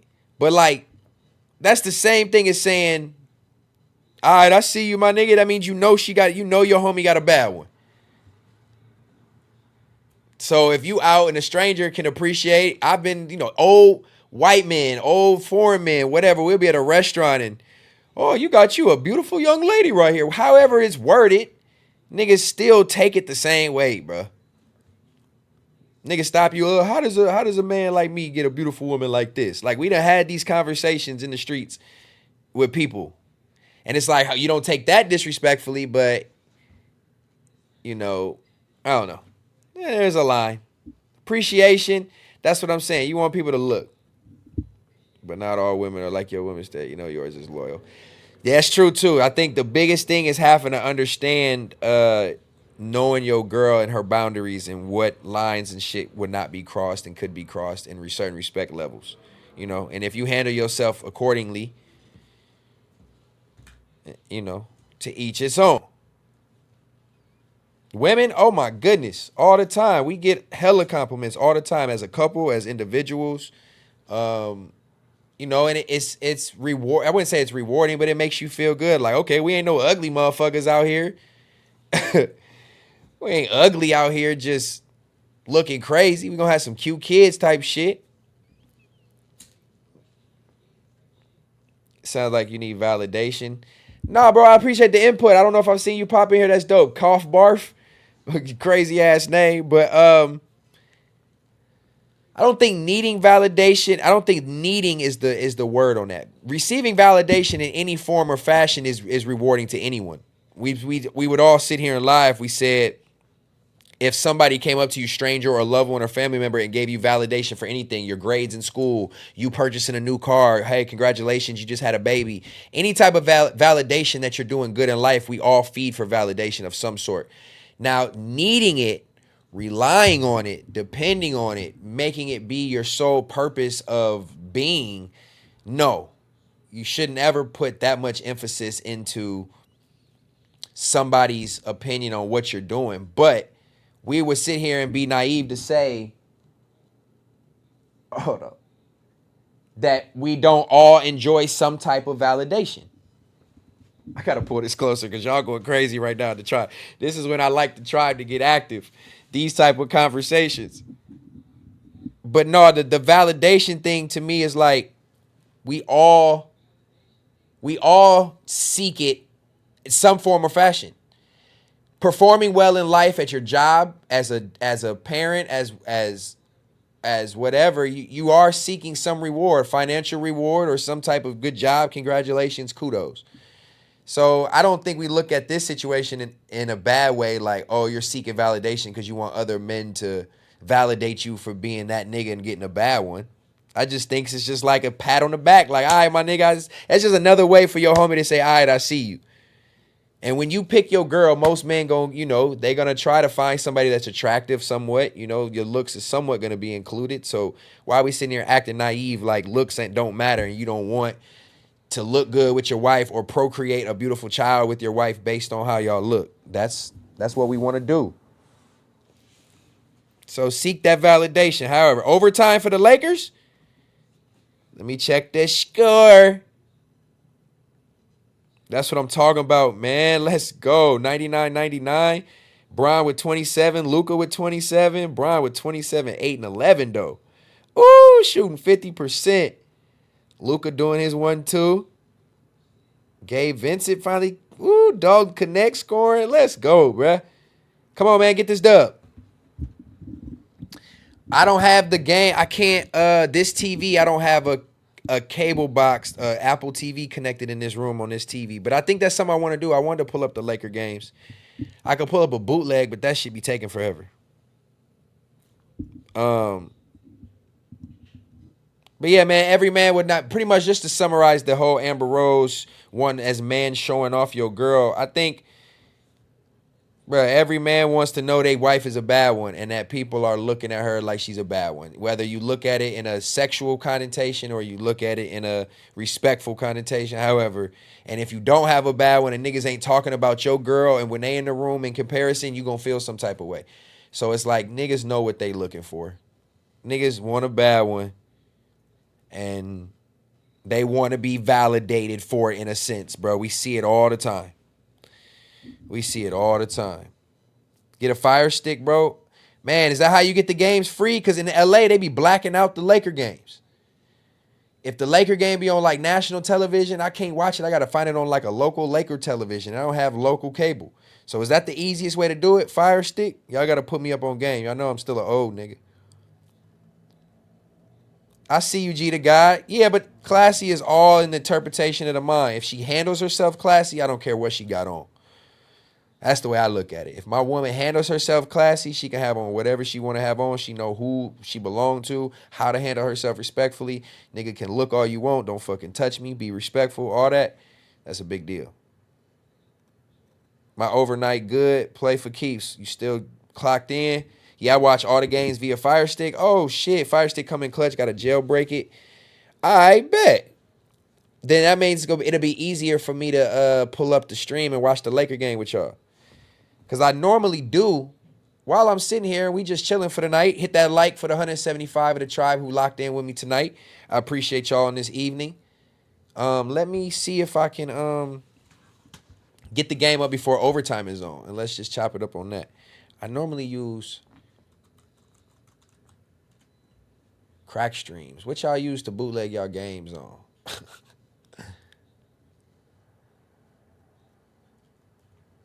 No, bro, but I just talked about the validation thing. I don't mean it as far as like you need it to survive and it's good, but if your homies, bro, if you doing good and if you trapping good, if you rapping good, if you fucking bad bitches, you know your homies gonna be like, all right, my nigga, I see you. I see you, bro. That's that. You're not saying you seeking it, but that's validation in a sense. Where's the fucking basketball games?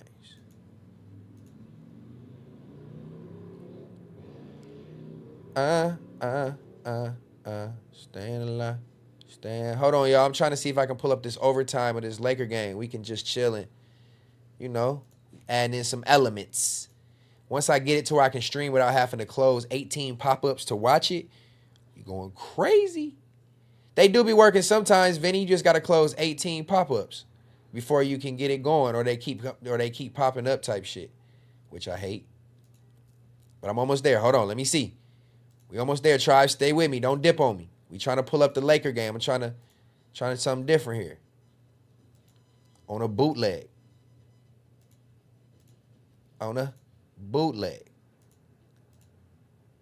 Y'all see I'm closing 16 pop-ups, bro. Uh-oh, I think we got it. Between your legs. Go way off guard. I'm going to just turn it down a little bit so I ain't got to yell. Uh-oh. Work with me. Don't lag. Oh, let me take the background off. Let's do this one. Hold on. Oh, shit. See, there goes some more pop-ups. Oh, shit. We tapped in, y'all. Hold on. See? Don't do me like that. Come on. Oh, we in there. Hey, what was we talking about? Oh, don't. Yeah, you right. Don't. Hold on. Nope. I'm not getting clipped. I forgot. Nope. No, I can't. I just got to watch it with y'all. Yep, y'all sure right. Good looking. Because they sniped my Grammy content too. I didn't get a strike for it, but am I talking too loud because I got the game on? Y'all let me know. Hell yeah, you about to get deleted. No, I'm not. I got that off the screen fast. You got me fucked up. I'm learning. I ain't trying to end up like MacWop. You know what I'm saying? No offense. I'm not trying to end up like MacWop and be over there stuck on a new platform. They trying to get me out the paint already. So look, I'm watching the game with y'all. Oh, I had 55 votes on the poll. I forgot to close the poll.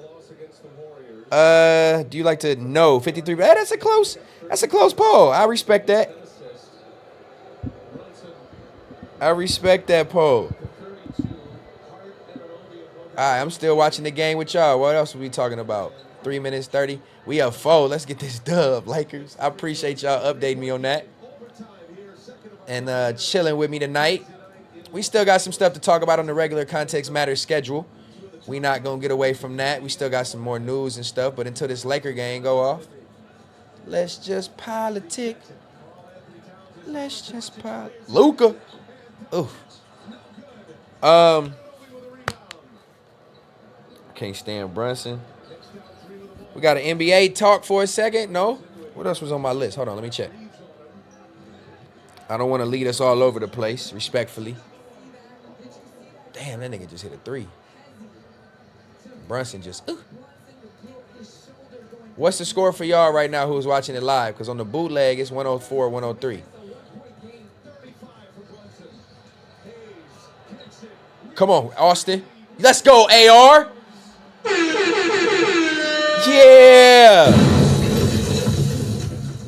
107, 103 Lake Show. Cat with the ball. He swings it on the right. Oh, that's a charge. No, that's not a block. Come on. Come on, Lakers. Bro, I hate when the refs slow the momentum, dog. That was a trash-ass block. Look, let me see. His feet was outside, and he wasn't moving. Man, that's a charge. That's a charge. Oh, they ain't even going to review it. They ain't even going to review it.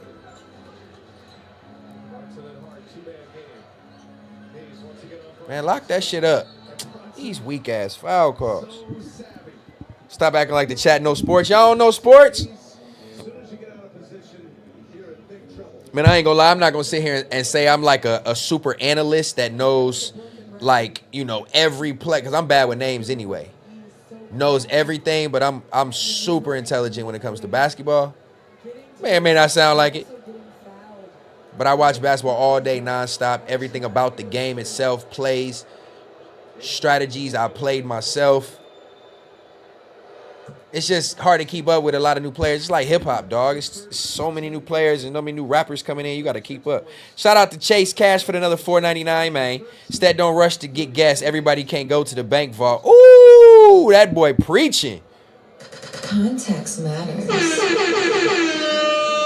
I appreciate you donating again, bro. Thank you, man. I appreciate you for real, G. Thank you.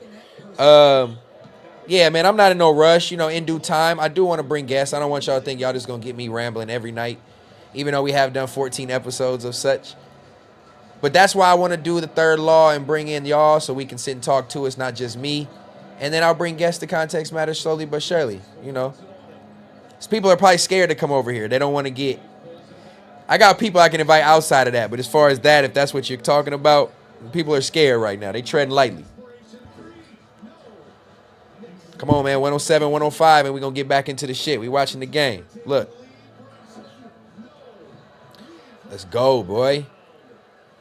105, 107, 105, 107. Huh. Yeah, I'm for sure. You already know Macwop going to come whenever we can orchestrate it. He was supposed to come this Sunday before we left, but before he left out of town, but we did the Family Feud shit. Come on, bruh.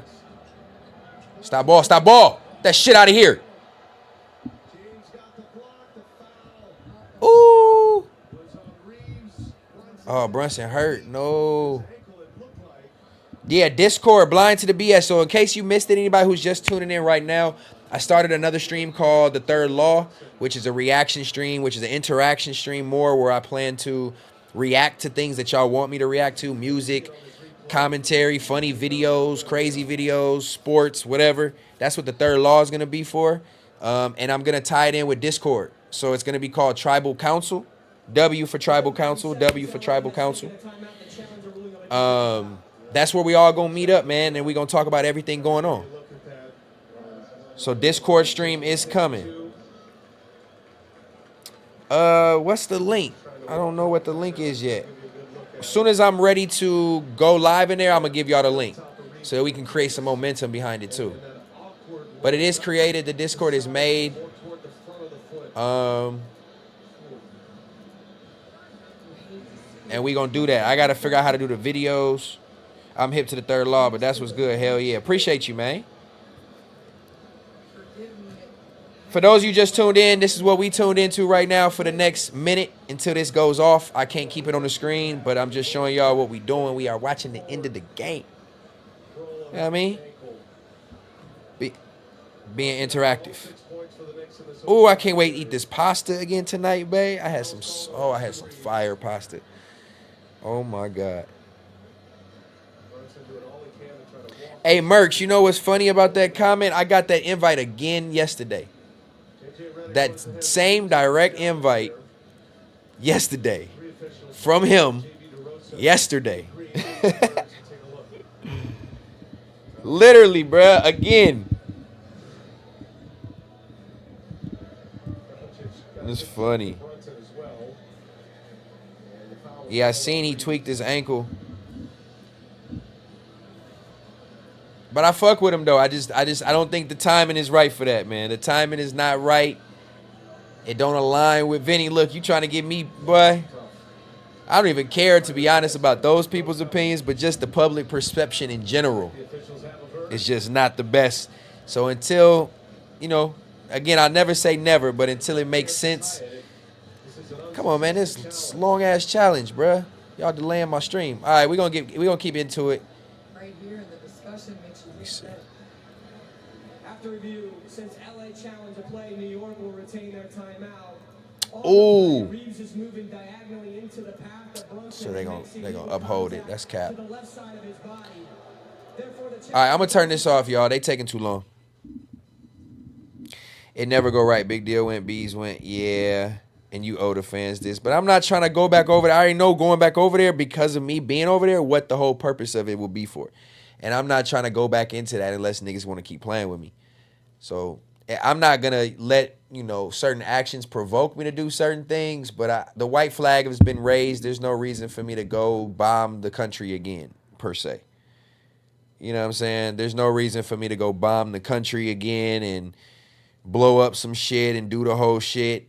And I feel like that's what it would be. So I think if I ever do make that play, I just want it to be far removed from that being a thing. No, for sure. They don't want that. I got the biggest. I am the biggest. But speaking of people coming to their senses, and people, we could do this one of two ways. Tell them cut the check. Tell them, go, if you want it over there, tell them the check got to be the check of the lifetime, nigga. If it's got to, damn, I put that too tight.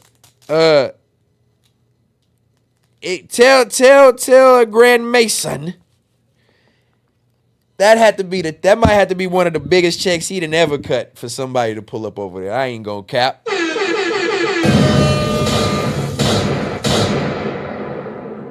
Just saying, drop the bag. Bag had to be like this, super full with hundos. All right, look, I got a question. So people coming to their senses, man. People, some of y'all are crazy. People coming to their senses. How y'all feel about this, man? Now don't leave. I'm only sitting at 160, right? Cool. It's a late night Thursday. Appreciate y'all chilling with me. Don't leave on me. I'm not taking no sides, but I want to know. Do a 1v1. But damn, homie, it's really up to you. Well, Mason, remember the laughing gas. Y'all crazy, man. Dante McGriff, you crazy. This boy over here pledging for it.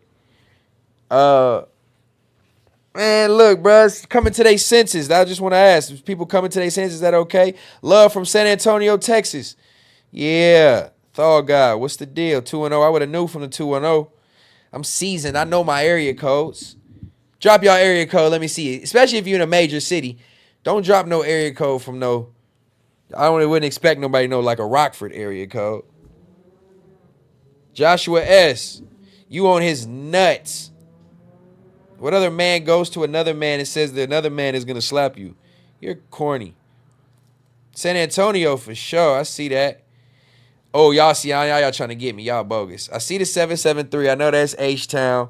512. Why do I know that? Hold on. 51. Oh, y'all bogus. I thought I was going to know. Y'all hit me with some 309. Damn, Jeremy. Okay, we got some San Antonio in this mug. 414. That's Sacramento. The Godfather. 314, I knew St. Louis. 830. 830. Play for keeps. I keep forgetting about that P.O. box. I need to go get that. I'm gonna go get that this week, bro. My fault. Ooh, 773. Oh, I'm thinking of 713. See? God damn. I done just bit myself in the ass. I'm thinking of 713 is Houston. 773 is Chicago. I'm tripping. Austin 512. What's 225, Pac? 203?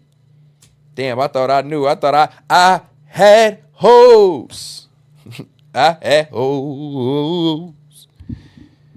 in different area. Oh, 661. Yeah, y'all done lost me. I'm too high for this now. Y'all done fucked me off. Baton Rouge. Y'all done fucked me off. I thought I knew. All right, so look, this is one of my last points in What's the Word. We still are in What's the Word, in case y'all were wondering. Some of the news. So, men coming to their senses. But this is a little different. This is a man who's already great, who was once homies with this man, who admits that he was jealous of him, which sparked out the actions that he's was doing and partaking in and attacking and all the backhanded hate and behind the scenes bullshit, we can call a spade, that Kanye was doing, was out of jealousy. We know he's unstable. That was going to lead to my next point. Like, are we canceling Kanye?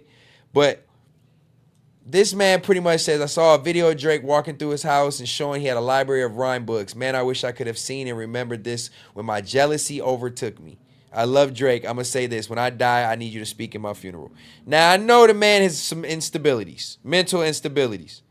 I get it. We get it. We all understand. We don't even know what to take of this. Nigga look like he didn't even have no eyebrows in this picture. I think that's probably why they used it.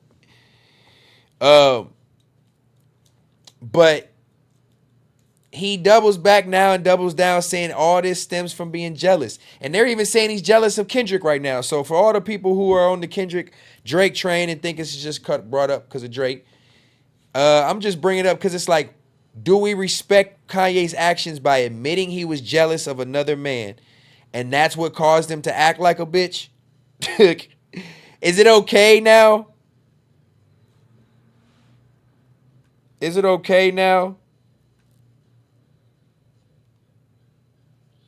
Hey, don't delete that comment, Vinny TV. You got to read those carefully. Vinny. I don't know if I can bring that back. Thaw God 210. My fault. Just make sure you might have read it too quick. I know you have 5,000 subs, but how do you keep from being discouraged when starting out and having low view count compared to having YouTubers like 10,000 views? I wanted to start streaming so bad, but having 10,000 viewers is very discouraging. Okay. Play for keeps. It's coming soon. Oh, fan mail. Yeah, that would be fire. So, Thaw Guy, that's a good question. And I don't want to answer without diving too off topic. Thaw Guy, bring that question back. Stay in here and bring that question back, because I don't want to. We might do that in dropping gems. I don't want to miss that question. I don't want to miss that, but I don't want to dive off topic because I don't want to, bounce around too much. Pause. So, do we give credit to a man for admitting he was jealous, or is that just a play? Or envious? I feel like this is like, we got to give kudos to Ye, in my opinion. I know he's a little unstable, like I said, but we got to give kudos to a man who takes accountability and is like, all right, bro, I was low-key hating on you. My nigga, like, damn, you talented as fuck. He's even admitted Drake is his favorite artist. He's like, Drake has the power of 20 writers in one room, Drake is the power of the same, whatever he said. So we know he's big on Drake, but it's like, do we give credit where credit is due for a man saying, all right, bro, I was low-key hating on you? Charge it to the game and just take that L. It takes a lot for a man to say that. Yeah. No, I don't think they trying to be funny. I don't look at it like that, because to me, that don't look like you ain't playing on me with that. Because, nigga, the men lied, women lied, numbers don't. White flags was raised. So, I know they ain't playing like that. Where we at? Damn, what we start talking about? Y'all went crazy.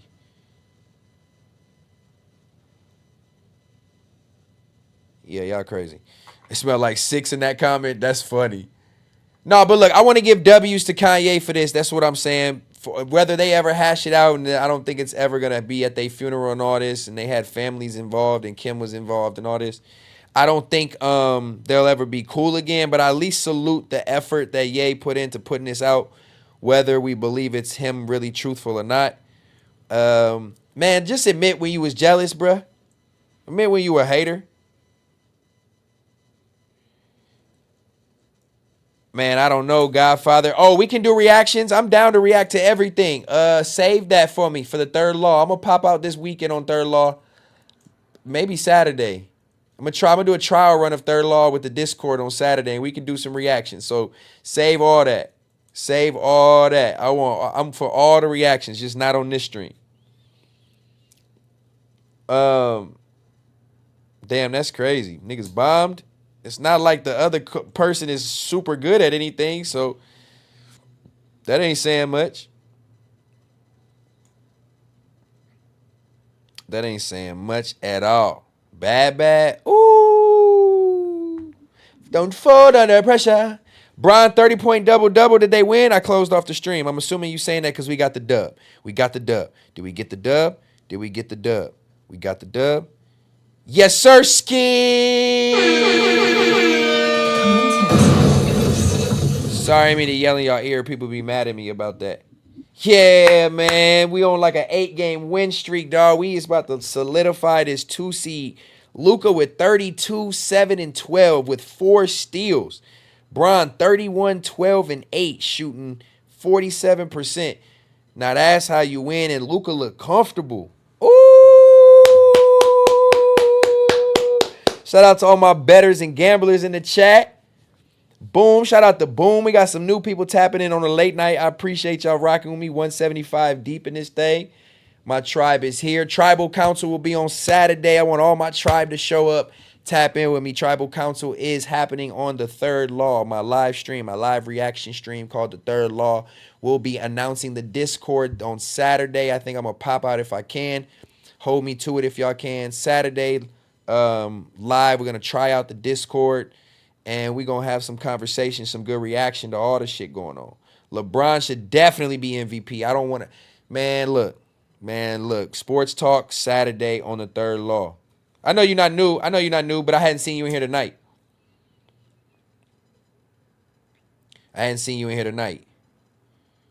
Y'all niggas going in on Dizzle, huh? Golly, it must have been bad. Hey, look, man, I ain't gonna lie. I know, I ain't never had nothing too bad to say about him. You know what I mean? And I think vice versa. So as long as we keeping it at that, we control and have fun. It ain't no love lost. Let me see. Man, y'all funny. But no, but to this point, I'm gonna get up out of this one. To that point. Man, admit when you a hater. Admit when you jealous, man. Just admit it. I get it. It's a pride kill. But Kanye can do it. You can do it. You know what I mean? Get that hate out your heart.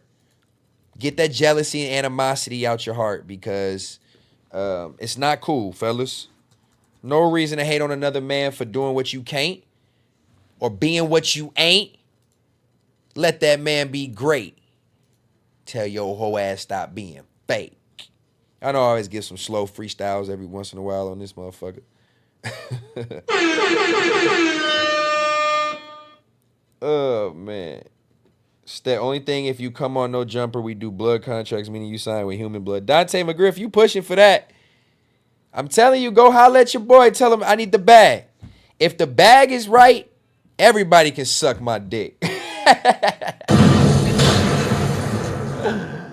Hey, look, if the bag is right, look, I'm not a sell your soul type nigga. To me, look, all bullshit aside, to me, that's a sell your soul type move. Like, hey, I'll do it if the money is right. That don't mean I'm going to go crash out. Now, I might appear on the platform and sacrifice some of my, my appearance morals. That doesn't mean I'm going to have to act out myself on there. But I might affiliate myself with something I might not have stood with if the bag is right. You feel me? That's all. That's all I'm saying. I might go collect the bag. If the bag is right. If we can hit 5 figures. If my boy can hit 5 figures, we can do a little 2-part. You know what I'm saying? We can finesse some. Hey, but tell him I need 5 figures. I ain't playing. Context matters. 5 figures, and I go in that motherfucker with a couple PR stipulations. Just a few.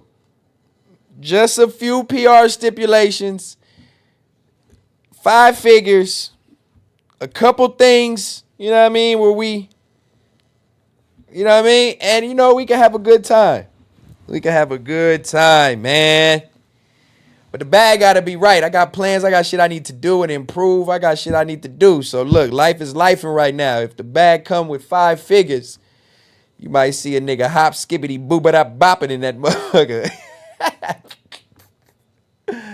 All right, no, I'm just playing. I ain't going to sell out that hard. But you never know. We might could do like a IRL. Whoo. Where I'm not over there on that, sitting in there in that building and being a part of the culture, but more so just chopping it up and doing it better than Apollo could do, clearly. Because that was a bad, you know what I mean? If I'm going to do that, it's going to go crazy. It would have to be a big bag. I wouldn't want him over here doing none of that.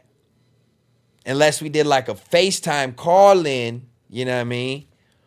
Or it had to be like an IRL. But look, I'm just trolling right now, y'all. Y'all know I'm just trolling in a sense. Context matters. Or am I? No, I'm funny. I'm lying.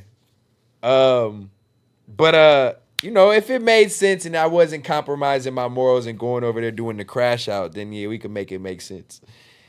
It could make it make sense, man. That's funny. But an IRL would be dope, like just on some, in the car, going somewhere, in a Sprinter. Just, I don't know.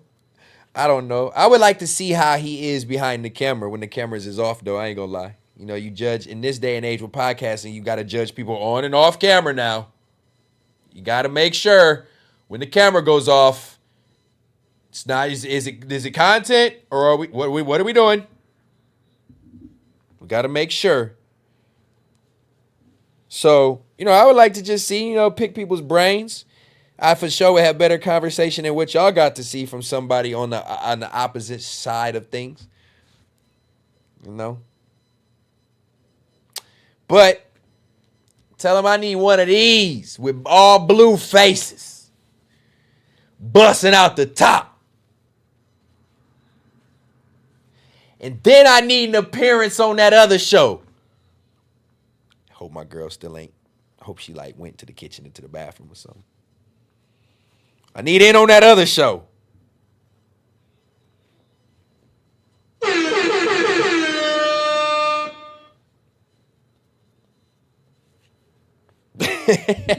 I need a 2-for-1 show deal. Hey, y'all, there it go. There's the W. There's the W. That's my selling point.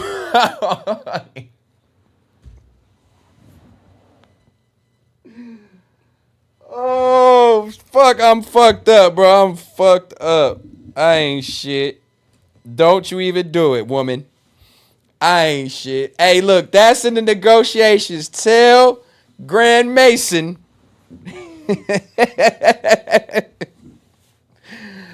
Tell Grand Mason I need some of that Jason love. I need some of that.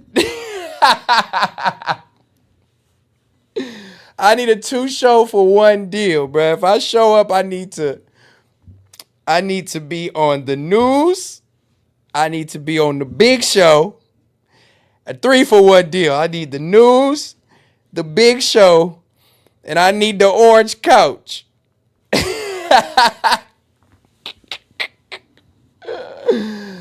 Oh, baby, don't hate me, bro. That's funny. Don't panic. What's up, my boy? Hey, every time Don't Panic pop in here, I be worried, dog. Because you catch some shit right when I'm live and it go up immediately. And then when I get off, I see it already. And it's already going crazy. And then you be clipping out of context. That nigga just be grabbing something real quick and just be fucking the whole people up. Like, man, what the is Stet talking about? But no, I fuck with you even showing love, bro. But it's funny. Every time I see you in here, I got to prepare. My nigga done watched and caught some weird, funny shit. He about to go crazy. Oh, that's funny, bro. What y'all talking about? It was just a little jokey joke, man. It was just a little jokey joke. I know you be in the cut, Brody. It's my dog. Just go easy on me, dog. Go easy, go easy on me. The clips you be getting to me be crazy. I ain't gonna lie. When people want to know what's going on in the world, I send them your page, and they hit me like, nigga, god damn. Yeah, he popped out the shadows. He over there. What did you just say about the contract? I said, if we making it happen, it's gotta be multi-beneficial. I need a big bag, 5 figures, and it's gotta be a 3-show deal. I need in on the news, the main show, I don't even know what it's called, and I need in on that orange couch, man. I need to sit down and, you know what I mean? And, you know what I mean? We get the 3 wop. We get the 3 banger. I might just pull up on you and add them. Now, I'm telling you. No, I don't want to go that far. Oh, never mind. I don't want to go that far. Sometimes I gotta just relax. But I for sure would have won that little reality show y'all did. Let's just say that. Context matters. Oh, fuck. I'm just saying. I fuck with you though, dog. This, it's all content, man. I'm learning. I'm telling you, I'm just having fun, man. Look, 3-show contract, 5 figures, and I'm gonna let go some of my morals, man. I'm gonna pull up, and it's gonna go viral. I promise it'll go viral. Oh shit. Oh man. Hey, look, I gotta apologize. I chill, baby. You know what I mean? My hormones are a little high right now. I'm just having fun, man. But book it. Come on, babe. We're gonna go viral.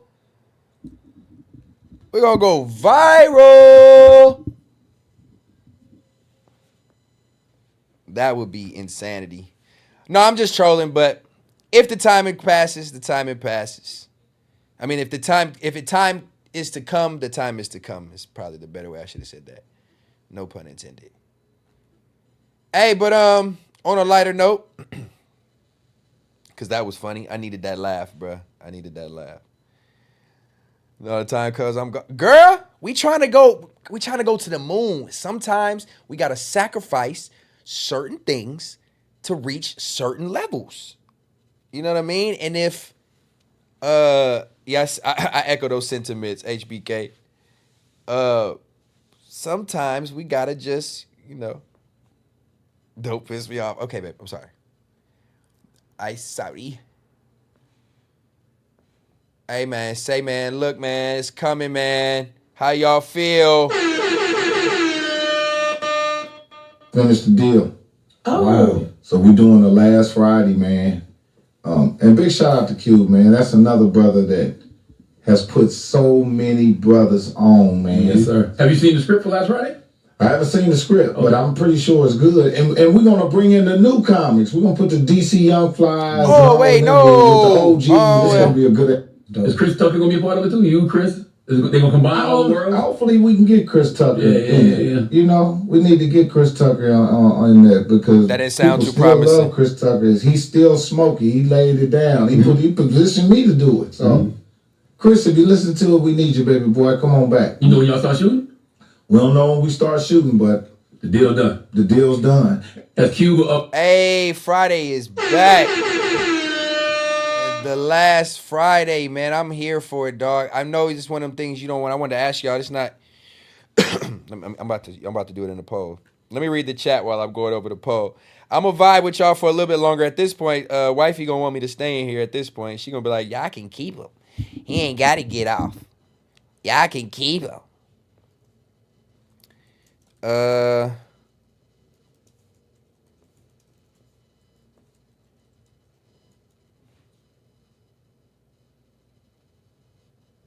Y'all here for the last Friday, man. That's what I want to know. Free stat. Oh, my mama. He sounded like he lying. He sounded like he was lying about the Chris Tucker, not knowing if Chris Tucker was going to be a part of it. But it didn't sound like he was lying about Cube actually putting it in motion. Let me see. Approached you about last Friday yet? He called me the other day. Wow. Said just finished the deal. Oh. Wow. So we doing the last Friday, man. Yeah, to me that sounded like that was accurate, but the extras about Chris Tucker. But then adding in DC Young Fly would be tight as like Smokey's son. Everybody said that'd be fire if that was like Smokey's son coming back. That would be dope. There's only certain comedians now that I would say that you got to put in there. You don't want to overdo it like they did with all these other movies where they overdo it with the current day comedians and social media comedians and it waters it down. Like, I know Cube is smart for this and he's like intelligent. He know what he's doing, but I just hope he don't water it down, man. I hope it stays. You know, you got Debo that's passed away, Pops that's passed away. You got the midget. I think he's still alive. I forgot his name. But I think as long as they don't overdo it with no popsicle for you tonight, y'all are crazy. But Smokey gotta pop back. Even if Smokey's not in the movie, Smokey has to even if Smokey's not a full role, like has a role throughout the whole movie, he's gotta be able to just allow himself to be like, have a pop in at the beginning or like a pop in at the end. You know what I'm saying? Where he's like somebody said he was running I think Cube had said he was supposed to be running the rehabilitation center, or just he pop up at a funeral, something. He gotta be there. But oh yeah, no Roach, no Bernie Mac. Oh my mama, there's a lot of them. As long as they don't water it down with new comedians, too many new comedians. Damn, no Ezell. All them people passed away. Damn. 25 votes on this. Let me get a couple more votes before we stop this poll. Let me know y'all engaged. Are y'all here for the last Friday? People say leave shows alone. Let the legacy live. Don't mess them up. It's been 20 years since the last ones. But I'm here for it. For sure. We got to try, right? We got to try and go out with a bang. These niggas getting old. It's for a cold. It'll play for a cold storyline. It'll play for a cold storyline for sure. Shout out to Cube, man. Let's do that. ASAP. Get them boys in there filming right away. All right, man, let's move on. Let's move on to Out of Pocket before we wind down the night. Let's go on to Out of Pocket, y'all. Let's go. Oh my God, bro. Oh, hell no, man. What the fuck, man? Get your ass on, boy. Get your goddamn.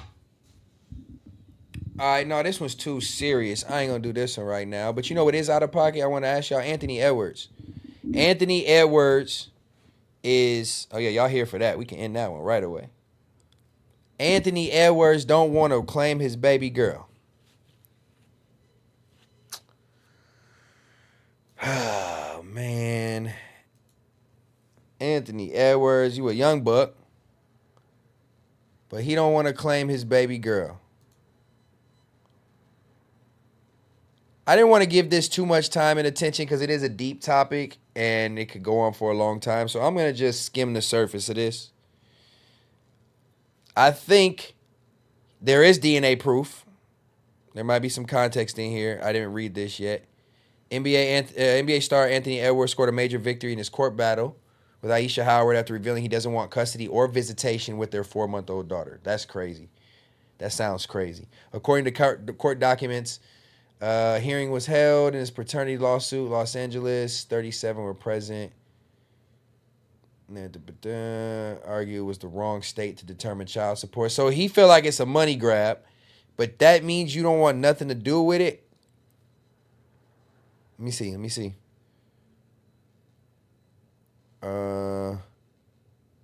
Trying to get higher child support by saying she lives in California. That's her right here. Boy, niggas better be careful. So it's all child support related, but he don't even want nothing to do with the kid. Look, man. So, damn. That boy said get the smortion. He said get the smortion, y'all. I'm pregnant. Wanted to tell you in person, but you gave me no other choice. We probably should have kept it cordial, but we're here now. Okay, LOL. Get the abortion. LOL. Damn. Y'all talking about W? Y'all fucked up. See, that's why I'm glad I brought this up. This is a perfect conversation for you old fucked up ass niggas. This still your child. We not going to go into court sitting here saying you don't even want visitation. You don't even want to see the child. I get a toxic baby mama, but there's court ways to be appointed to where you can still be present in your child's life. Absolutely not. Yeah, you got to think better and think, should have wore a condom. All that is great. But it happened. Whether you feel like she trapped you or not, it happened.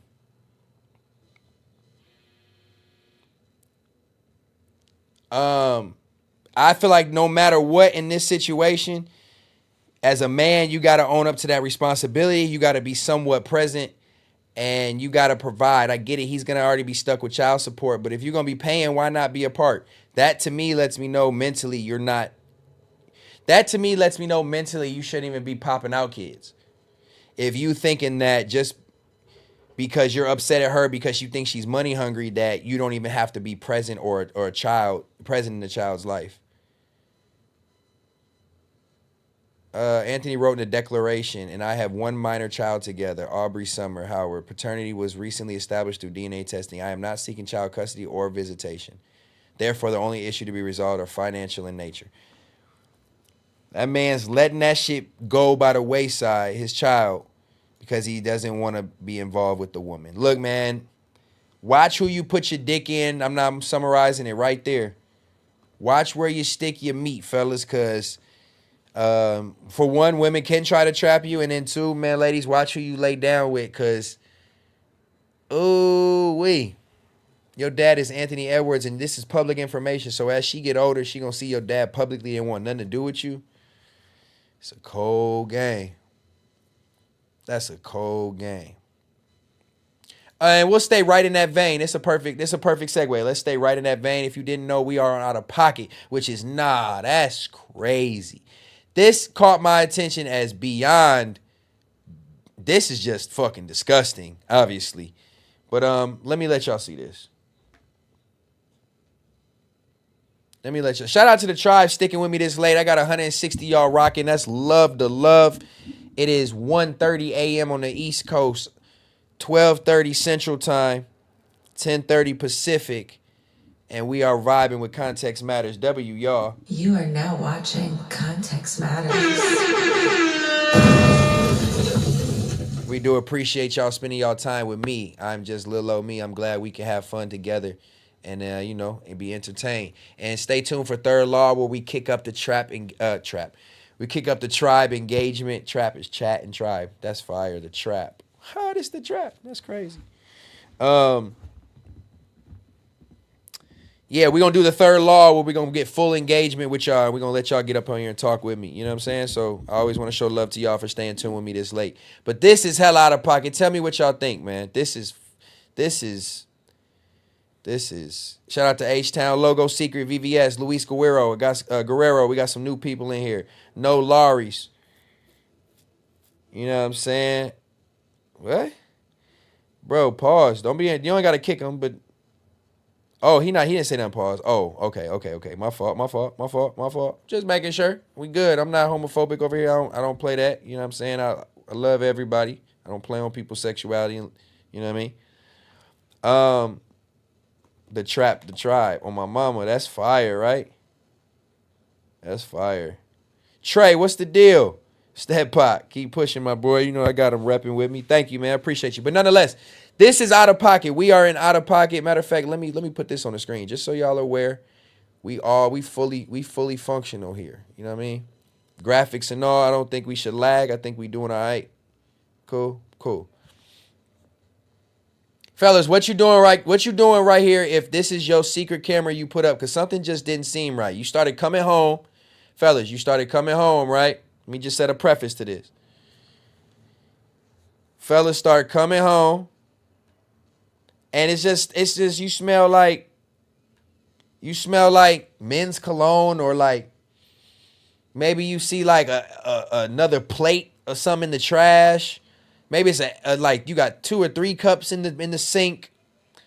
Maybe you walk in the bedroom and like the sheets just look a little funny. Some you just feel like, man, you be at your homegirl, somebody what you been here all day by yourself. Some just don't feel right, and then you go, we'll call it insecure, call it fucked up. May not be the right thing to do, but if you're not, you curious, you set up a little camera and see the actions. Now, this is just the preface of what's going on. I'm so high, I swear to God, I'm in tears at unpause. Ha ha, nigga say a buka buka now. Y'all are wild. What is going on? All right, look. This, you set up a security camera, and this is what you catch, fellas. What we doing?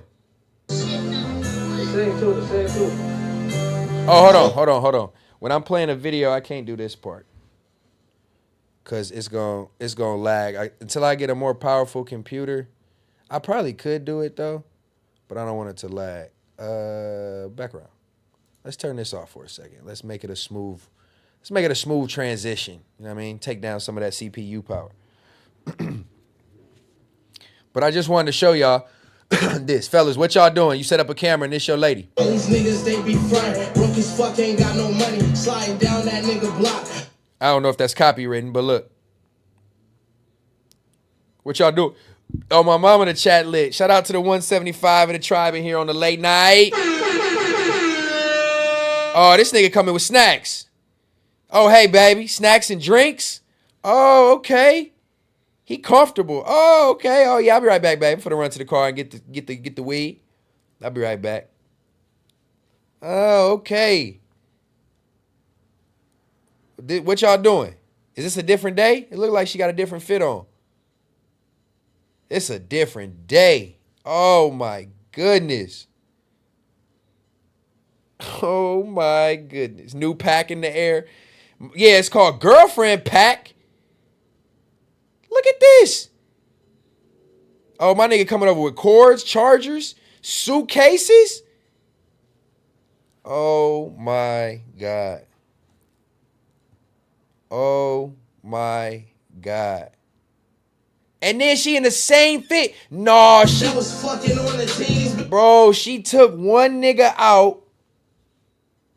Oh, she took one nigga out in the fit, in the red shorts, in the blue top, and sent him on his way. The nigga with the suitcase, and he was there for a couple days.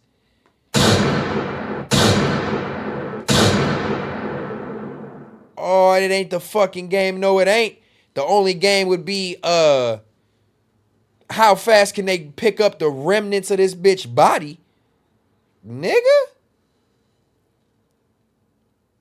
Bro, you doing this shit? You fucking niggas for whatever money, whatever. But look, she left. One nigga was there for multiple nights. This nigga had the game with him. He had the PlayStation. This nigga in house shoes. She let him out with the blue top and the red shorts on and came back with a nigga with the same outfit on. You dirty bitch. He gonna make a scene, baby. You dirty whore. First 48. Look at this. Oh, and he got an overnight bag.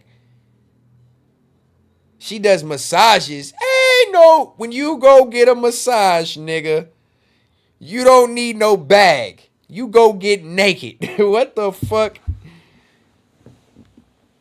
This is crazy. Obviously, we know she's hoeing.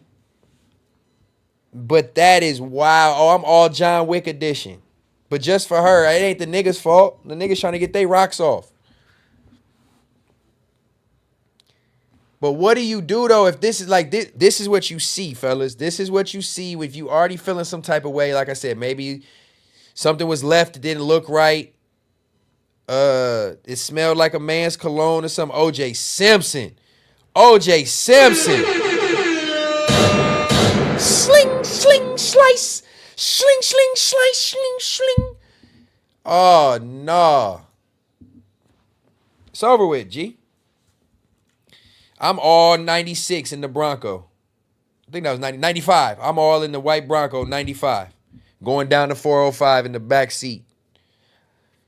She gone. Stet Simpson is funny. Oh, yeah, she gone. Best believe.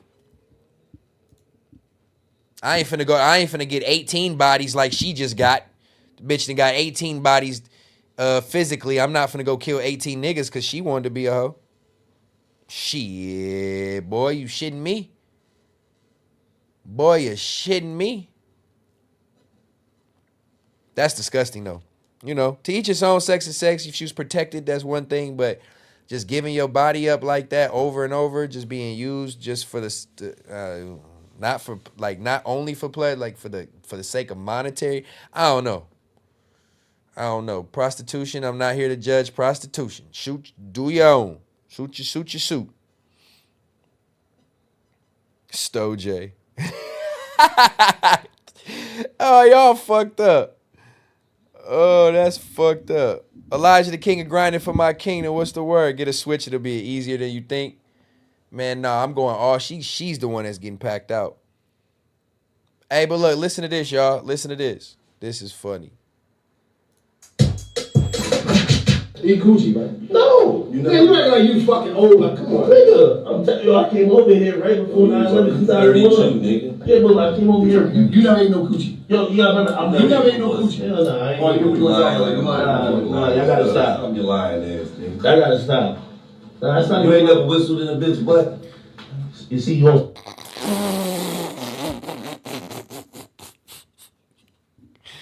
Hey, Gilly got some of the funniest little phrases, bruh. This nigga just said you ain't never done a whistle in a bitch butt. That's comedy.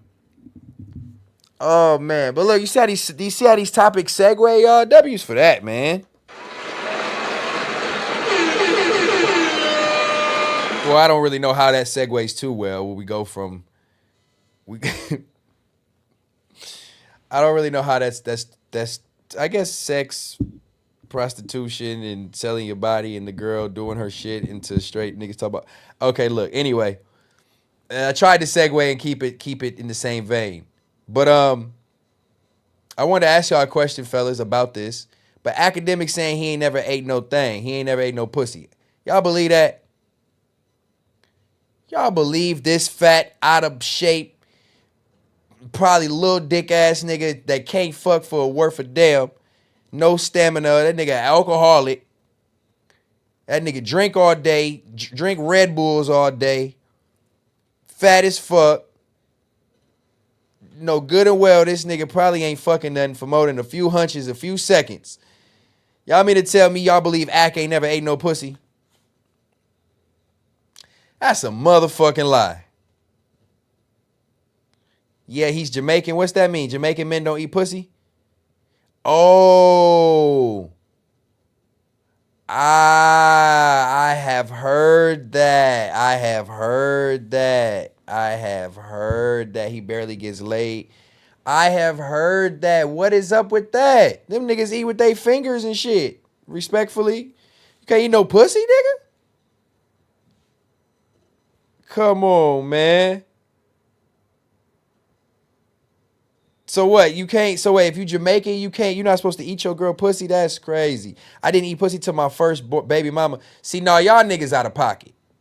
I'm not letting this conversation go by. Nope. All 170 of y'all who's tapped in, W's for y'all. Make sure y'all hit that like for me one time. I sure appreciate you. As long as we hit to those 200 likes, you know, that good 200 number, I will be happy. But W's on the engagement. So what is it? Wait, y'all not eating? What? You niggas is crazy. Cause I'm about to dive in.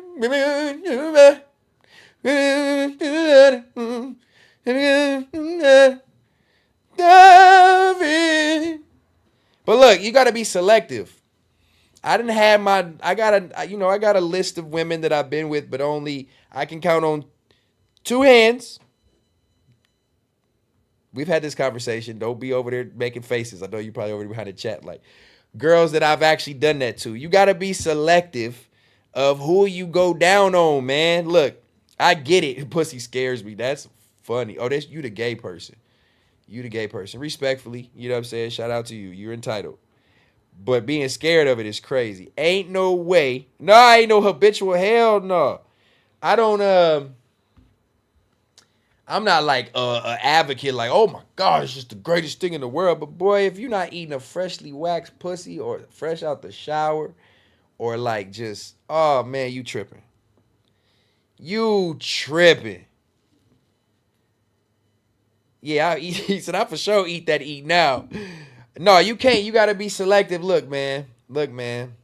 I ain't never really had no rules to it, but I got to fuck with you and know that you are not actively just giving your pussy up to multiple people. Like, because I understand, like, back in the day, you got fuck buddies, and the girl may be, you don't want to think the girl's a hoe, but you got to be realistic. Like, if you fucking and she fucking you, maybe she's fucking somebody else. Like, you got to be selective where you stick your tongue at. You feel me? So, my rule was always fresh out the shower. Shave back then when I was young, bitches wasn't getting waxes. So, now or when if I was single, it would be waxes or lasers. You know what I'm saying? Fresh wax. I don't need all the... I don't want to be... I can't be... I'm cool. I don't mind it with my girl. Now that I have my girl, you know, respectfully, I don't mind it if it gets to that point. But so it used to be fresh out the shower. You would pull up to my crib and you would shower before you came over. I would know, or you would pull up to my crib, you would shower, whatever. And then, you know, freshly shaved or waxed. But I remember back in the day, it was laughed about where in middle school when niggas first started having sex, respectfully, that's when it started happening in my demographic. I'm pretty sure it's earlier than that now. But in middle school, he had no beatboxing. That's funny. Harry type beat. Y'all comedy. This is why I fuck with my tribe, man. Shout out to Sibo. Shout out to GHS still in here. 7, get in this convo. The first few licks tickle. See, I said get in this convo and you already in it. 7, you crazy, man. Hey, look, 7 gonna give y'all some lessons, man. She seasoned. She a vet out here. You feel me? Respectfully, I don't mean like nothing like no hoe connotation. She's just a vet. She know what she wants. She gonna teach you the game. The Dougie fresh. But look, back in middle school, let me tell y'all a cool little story. Back in middle school, we riding a bus and shit, and this is the time when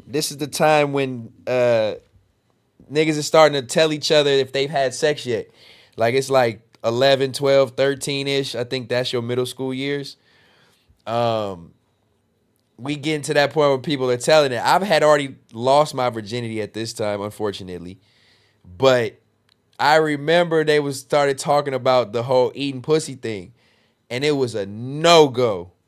Nobody. If you ever, yellow bus, but not the short bus, Big Perm. Don't play me. Nigga, don't ever play. No, ain't that yellow, but ain't crunchy face yellow bus. We took the regular yellow bus.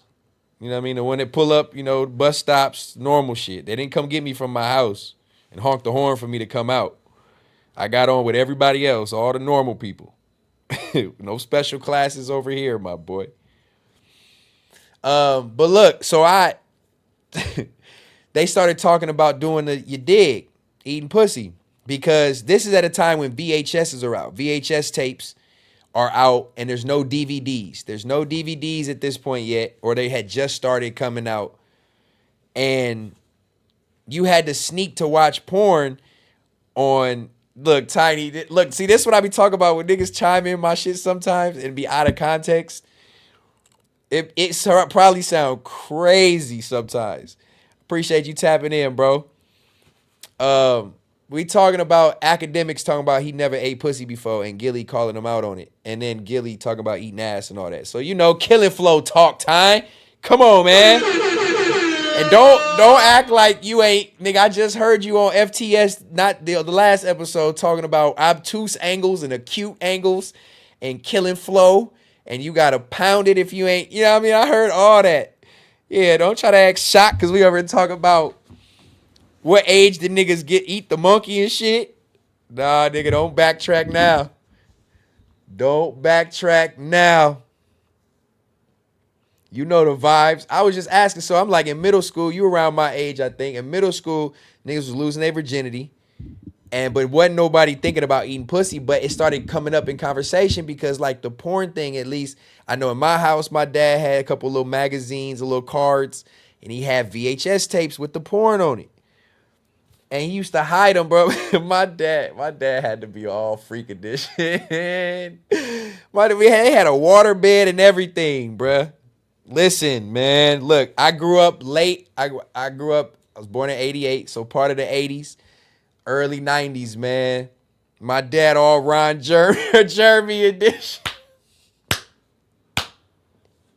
Oh, shit. That's comedy, bruh. But look, no, DVDs wasn't out, right? DVDs wasn't out. Y'all know the porn DVDs and the porn VHS, bro. Y'all can't sit here and act like booty talk wasn't a thing, bro. Y'all can't sit here and act like when the DVDs first started dropping and booty talk wasn't a thing. Oh, my mama, niggas used to try to jack off the girls going wild. Context matters. Niggas used to try to jack off to bitches flashing titties, bro, on vacation. That is funny, man. Oh, niggas used to try to jack off to anything, bro. That is funny. But look, we was talking about the whole box shit. Onion booty. Oh, my God. Y'all old like me. I ate pussy early to get the facial hair. I thought that's what made it grow. Oh, my mama, that was a story. Context matters. That was the story, bro. That was the story. You eat pussy, you make your facial hair grow. But look, so in middle school, I wasn't on it, but the VHS was out. My dad used to hide the VHSs in the side of his water bed, bro. My dad, that's funny. My mom and dad had a water bed. And the VHS tapes would be like hidden in the side of that shit. I don't know how I found them. Probably playing around on the water bed and moved it from the side and seen that bitch. Boy.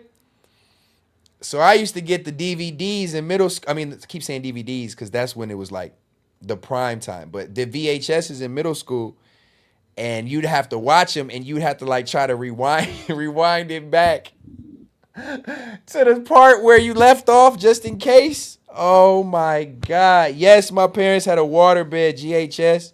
They was fucking, bro. Come on, bro. God damn. Oh, that's out of pocket. That's out of pocket. VHS had a humongous box. See, that's how I know y'all young, greasy bacon. What's up, man? That's how I know y'all young. He said VHS tapes had a big-ass box. Hell yeah.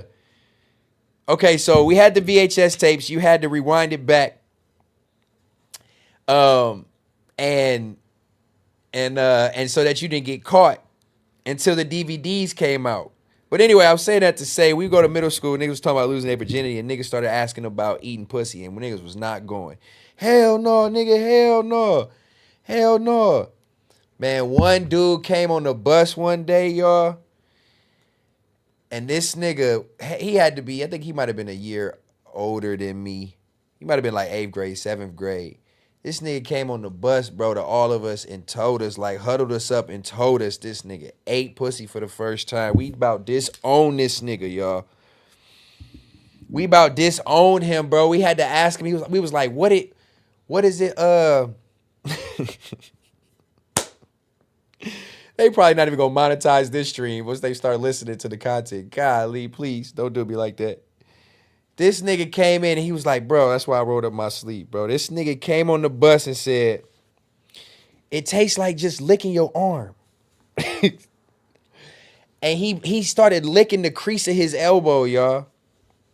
I don't know why I remember this vividly, bro. This is the first time somebody told me that they ate pussy and what it tasted like and not to be scared of it. We was scared of it, bro.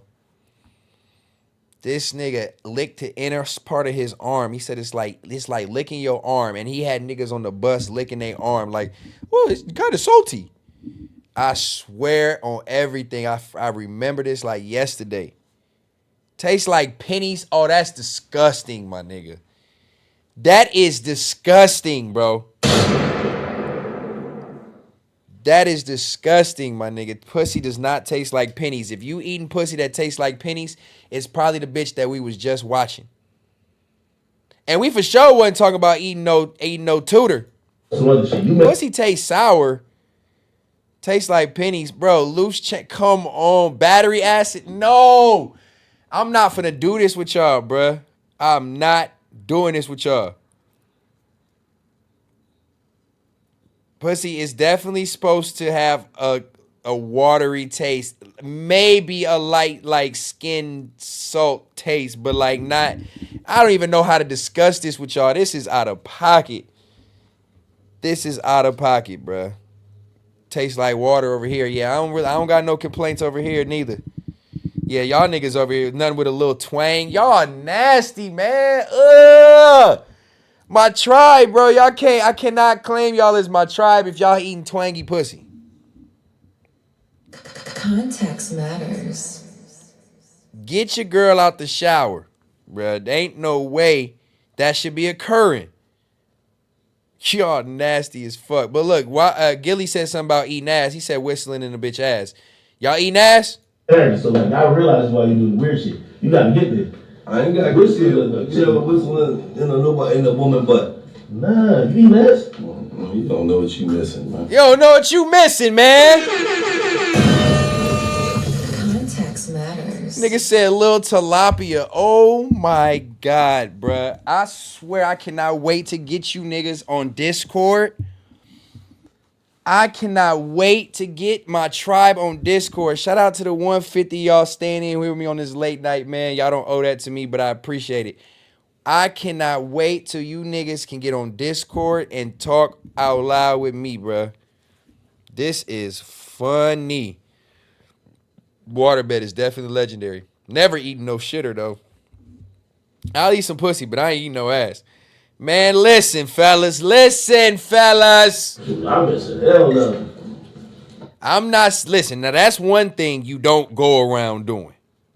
Now let me just set the preface to this last out of pocket. We got niggas leaving me thinking I'm too out of pocket. I'm about to post a oh, this is gonna be the wrong way to bring people into this motherfucker. I promise you that. I promise you. Hey, look, tribe, I'm still live. It's been almost 3 hours, and we talking about some out-of-pocket shit. If you come tap in, just don't judge me because there's no context to it. You're going to have to run it back to see. But we come tap into this conversation. Click this link. If you still up, come fuck with me. Context Matters, episode 14. All right, look.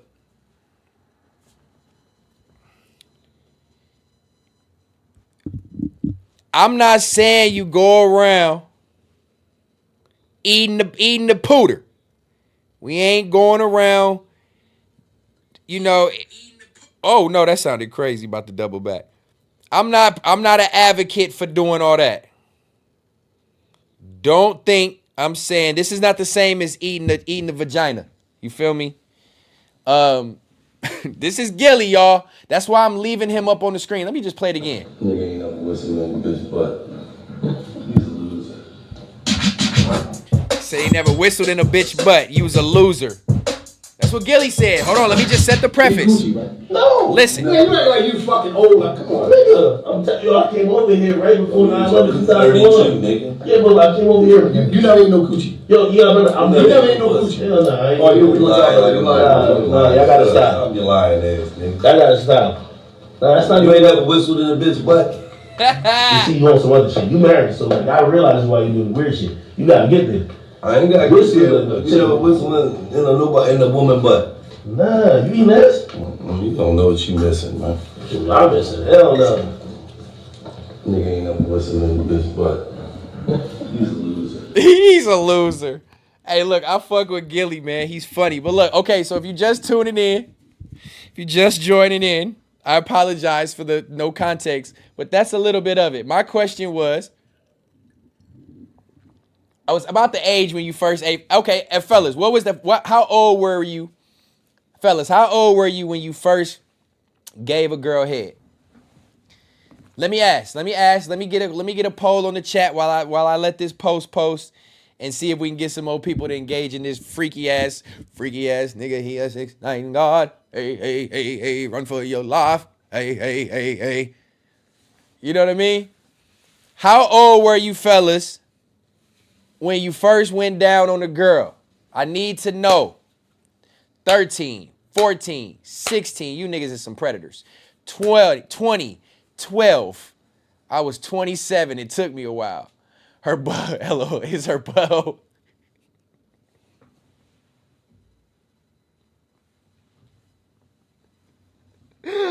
Oh shit, homie.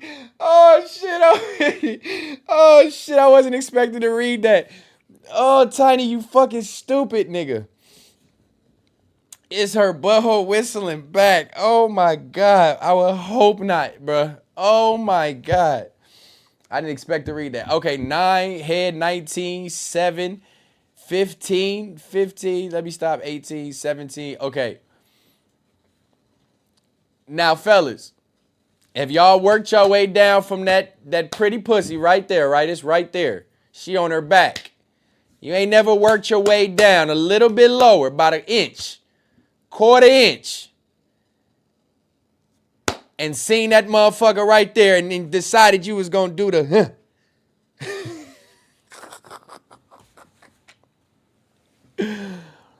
Come on, man. Y'all started eating the twat at a young age. Y'all mean to tell me that y'all haven't worked your way down to the other one and did the whole thing? Now, I'm not saying to be an advocate for it. That you better be in a full-on relationship. My first time eating was in the movie theater. What? You just got to play with it. That worked too. He said, chill, blood. Look, man, fresh out the shower, ain't nothing wrong with it. But I'm not an advocate for it to like strangers, man. Don't be going around y'all just can't be going around licking the ass, man. Come on. That's not what I'm saying. But, you know, if you in a solid relationship and you trust your girl, she fresh out the shower. Know what I mean? Do what you do. You'll be surprised at the reaction that you get. That's all I'm saying. Nigga said negative. Nigga said negative. Hey, look, man, y'all might be young, unseasoned. Your girl might, she might want to go to the next level of ecstasy. Yeah, I mean, please your lady. Please your lady. But if you please your lady too much, and then you try to leave her, she might go crazy like this girl. Let's see what this bitch talking about. Golly. He's trapped inside a storage unit. I've been locked in a storage unit for about... We still in Out of Pocket, by the way. Let me turn this back on. Out of Pocket story I just heard. I need y'all to hear. And then we go phase out. If it would load, my shit just froze like a bitch. Hold on, try it. Damn. Did my whole shit just freeze? No, okay, that's just the internet. Hold on. I want to know, did y'all see this story? Did y'all see this story right here? A man spent days trapped inside a storage unit. I've been locked in a storage unit for about a week now, and I just now found my phone. Police say the 51-year-old was locked inside the locker by his girlfriend during an argument. The woman allegedly tricking him into looking for an item towards the back of the packed unit before proclaiming, "This is what you get," and slamming the door shut. She double locked my lock, and I don't know how she put me in here, but she put me in here. It took 4 days. Boy, I would have lost my motherfucking mind. I would have lost my fucking mind. So if y'all is not hearing this, a North Carolina woman is wanted for attempted murder after allegedly locking her boyfriend in a storage unit where he was stuck for several days with no food or water before being rescued. Robin is 52 of Matthews, North Carolina, is being sought on attempted murder and kidnapping charges. The Monroe Police Department says she remains at large. Okay, look, this shit is crazy. First of all, how do you... I'm with the Grand Masons. What y'all talking about? Oh, that's Top Chat. Hold on. What am I missing? Okay, so this story is a girlfriend. This is these old people, 51 and 52. She locks her boyfriend in a storage unit, her husband in a storage unit with no food, no water. Keep in mind, there's probably no electricity. Most of those places are lit up. Most of these storage facilities are lit up by the lights in the hallways, and you just got to be able to see in. So I doubt there was electricity. She locked this man in there knowing he was going to die. What the fuck do you do? And he said he just found his phone because it was too dark. Without food, water, or power, for the man to finally find his phone in the darkness, lost in the chaos of what detectives called a hoarder's paradise. I just need out of here. I just can't breathe. I haven't had nothing to drink or anything. Soon after the call, the man was freed and treated for dehydration. The girlfriend, 52-year-old Robin Deaton, is now wanted for kidnapping, false imprisonment, and attempted murder. Oh, she going. Rhiannon Alley, ABC News. Oh, she going. News, New York. This was the desperate call for help. That's wild. Okay, so she put him in there, locked him in, no food, no water, no real oxygen. It's pitch black. He says he found his phone after a couple days. So wait, how do you lose your phone? And then you just have to feel around for that? Could you imagine, yo? So look, I'm trying to think. He said he found his phone, right? After a man spent days trapped inside a storage unit. I've been locked in a storage unit for about a week now, and I just now found my phone. Police say the 50. I've been locked in a storage unit for a week, and I just now found my phone. So your battery stayed charged. Look, I just need to know what kind of phone he was with the battery life that lasted for 4 days. So and your phone didn't ring for days. Yeah, something is fishy about that, y'all. That's why I said this got to be out of pocket. How you just find your phone 4 days later. It didn't ring, it didn't buzz, it didn't vibrate, it didn't light up. You couldn't see it. But you happened to find it randomly crawling around, finding it in the dark. You couldn't bang on the door. There's nobody that came to the storage facility for 4 days for you to bang on the door. You didn't try to pry any, like, I just feel like something about this got to be fishy. 4 days, your phone don't ring. Nobody's checking on you to look for you. 52-year-old man, 51-year-old man. Nobody's calling to check on you for your phone to light up, for you to see it, to call 911. You just now find it after 4 days. I don't know, bruh. It's the metal, the block signals. Nah, hell no. Your phone works in a storage facility, bro. Your phone works in a storage facility. Ain't no way. So it's safe to say he stopped eating the pussy, right? She like, now you go away. No, look it up. Let me see. It can't be real. If this is what you're telling me to look up right here, right? Storage facility. Peeling potatoes. That's funny. That's in my search. Peeling potatoes.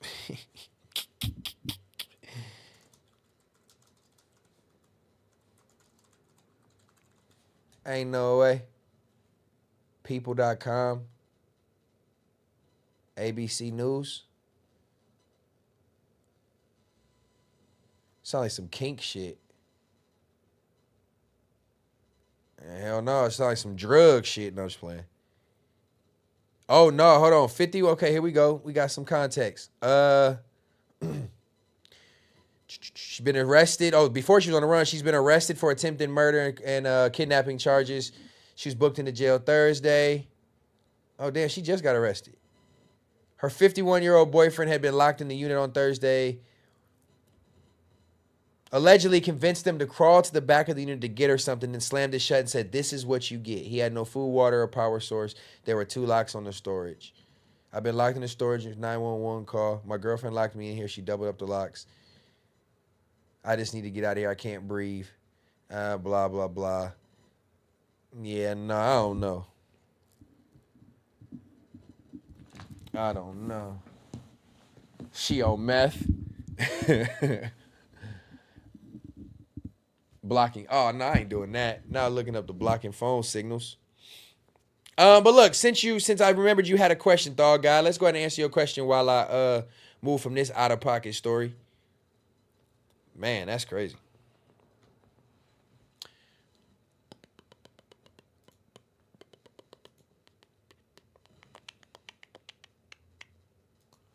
Your question was, how do you can retype it if you want, but I think I kind of remember what you said. You said along the lines of, how do someone who wants to start streaming or YouTubing feel confident when they're getting 10 views and other people are getting 10,000s of views or something like that? Something along those lines. So let me just answer that question now. And because views drop and stuff like that, and it's just part of the game, right? It's part of this. There's other shit going on in life where people want to entertain. There's real life going on. It's late at night. People got jobs, kids. People may want to watch something else. I may not be entertaining, right? So it all comes down to you. But I think what the biggest thing of it is if you want to start streaming, is the hardest thing to do is just do it.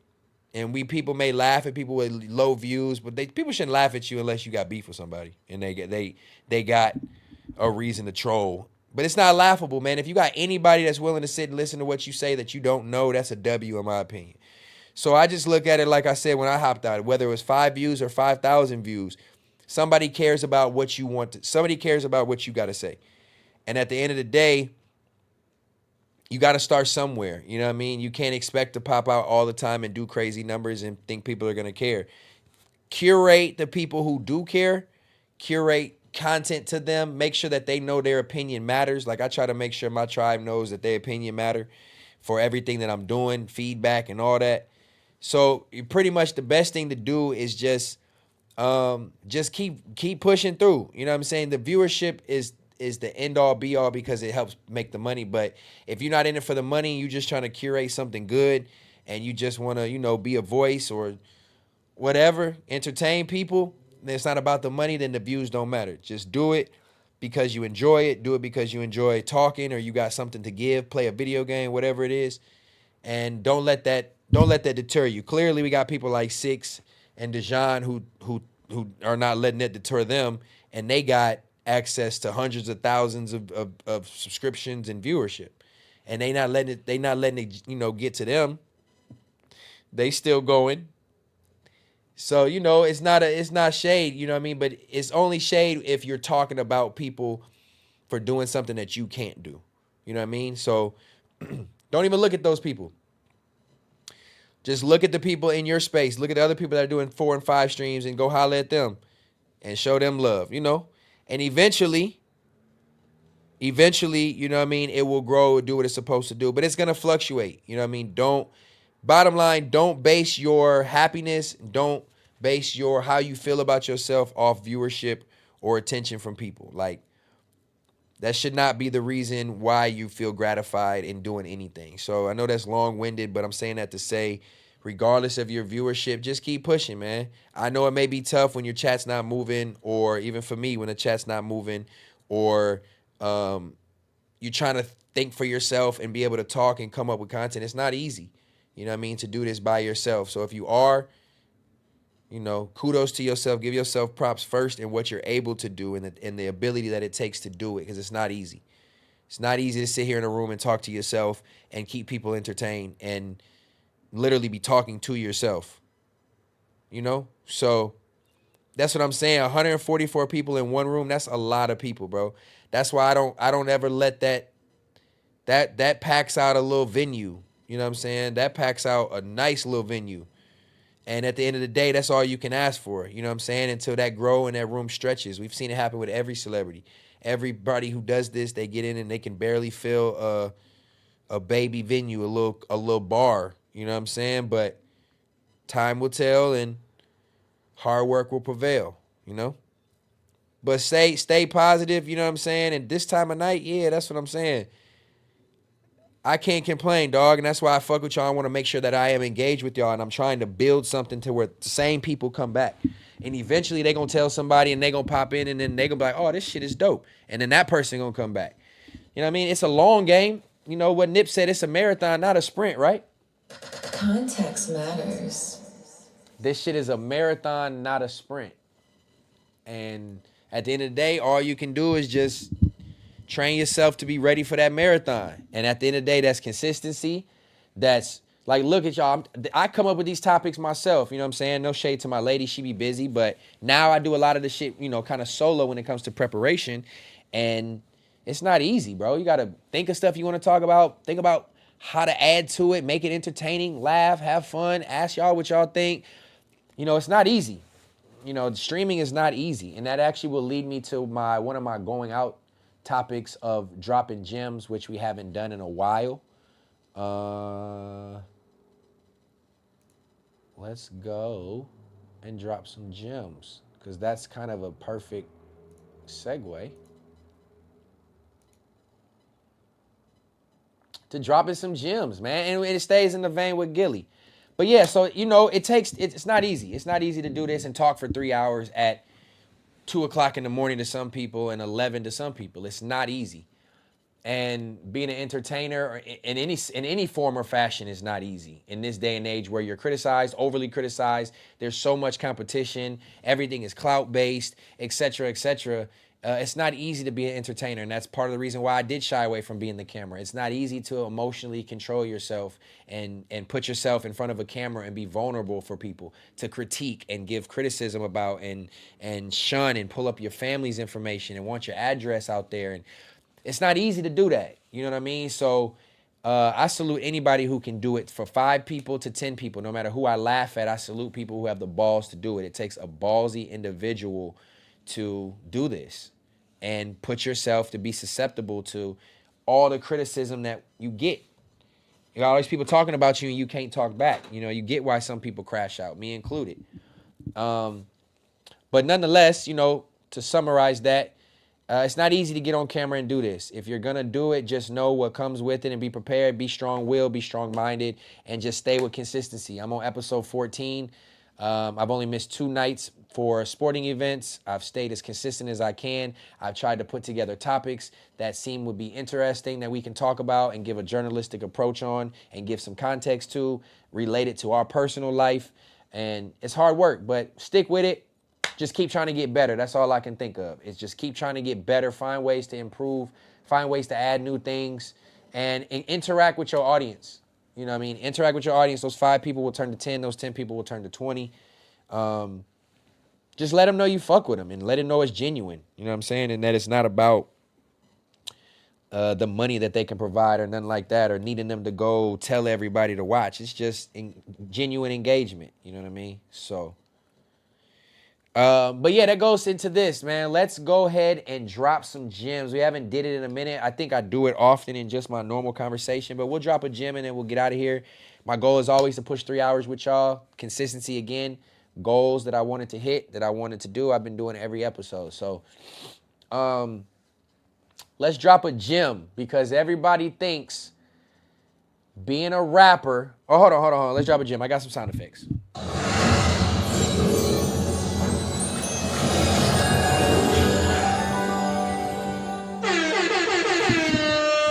Context matters. Yeah, encourage. That's what I'm here for, man. You know, people encourage me to jump off the porch and go get it and do it. And I fought it for a while, and now, you know, here we are.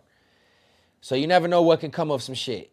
You know what I mean? You never know what can come up. But this is a good gem I wanted to drop with y'all, and I want to have a conversation because people think it's easy to be a rapper, and what comes with being a rapper is easy. And we laugh at artists like myself who maybe never reached the full plateaued, or never reached the full pinnacle or peak of like epitome of what rap stardom is painted as, right? We laugh at those who don't become Kanye famous and Drake famous and Kendrick famous and Travis Scott famous, and we laugh and, oh, you ain't shit, you a trash ass rapper. But little do they know what goes into the shit is super hard. This is not an easy task like people may think. And this is why I wanted to go into, I'm going to let Gilly speak and then I'm going to give my monologue on it. But I just wanted to preface what we're going into. Not everybody understands that not everybody wants to do that job. It's like you get high. Okay. It's like you get hired at a job that you wanted to do for a long time that you see everybody doing. You see everybody doing is fun, or you've been inspired by this job. You just want to work here.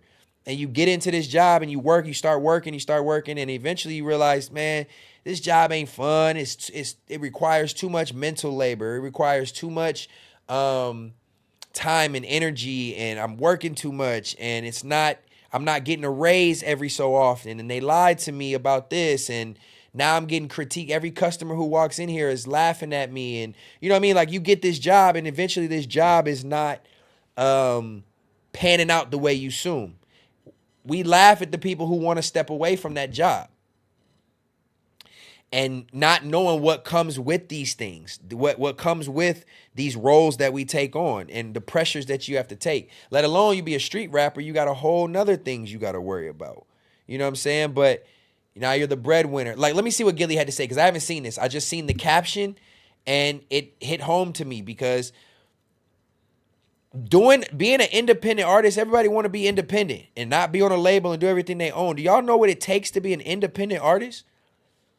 Financially, time, having resources that you either can't afford or you have to do on your own, and have to be the face, the talent, the behind the scenes, the director, the poster on the internet, the editor of the content, the interactor with the fans, the scheduling your own pop-outs. Like, it's way harder than a 9-to-5. A 9-to-5, yes, requires you being away from your family. That's tough, but so does rapping.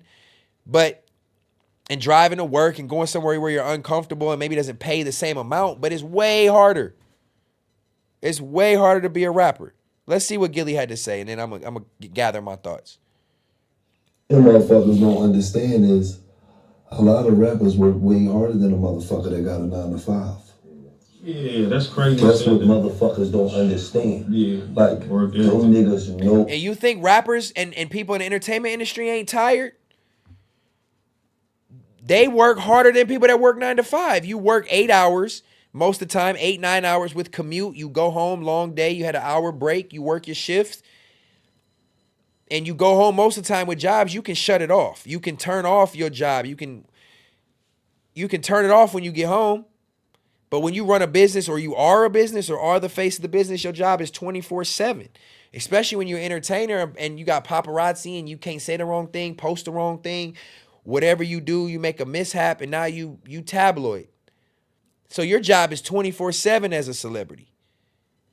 Not 9-to-5 where you got to deal with a boss or deal with some bullshit coworkers. Now you have to deal with something happening that can ruin your entire well-being, can ruin your entire career now when you're a celebrity. And being a rapper comes with so much shit now, because it's everybody's a rapper.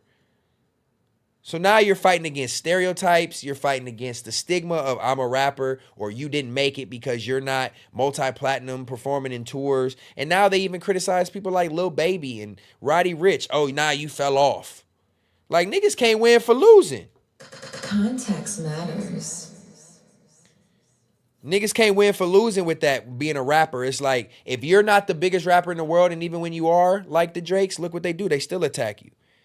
And then when you don't reach those platforms, they laugh at you for not reaching those platforms. Not knowing what you have to do to get there is beyond a machine. Like, a lot of that comes from you and your willingness to want to get out there and push yourself and do shit. That shit is overwhelming, to have to wake up every day and be personable. Like, people don't understand. That's another point to this 9-to-5.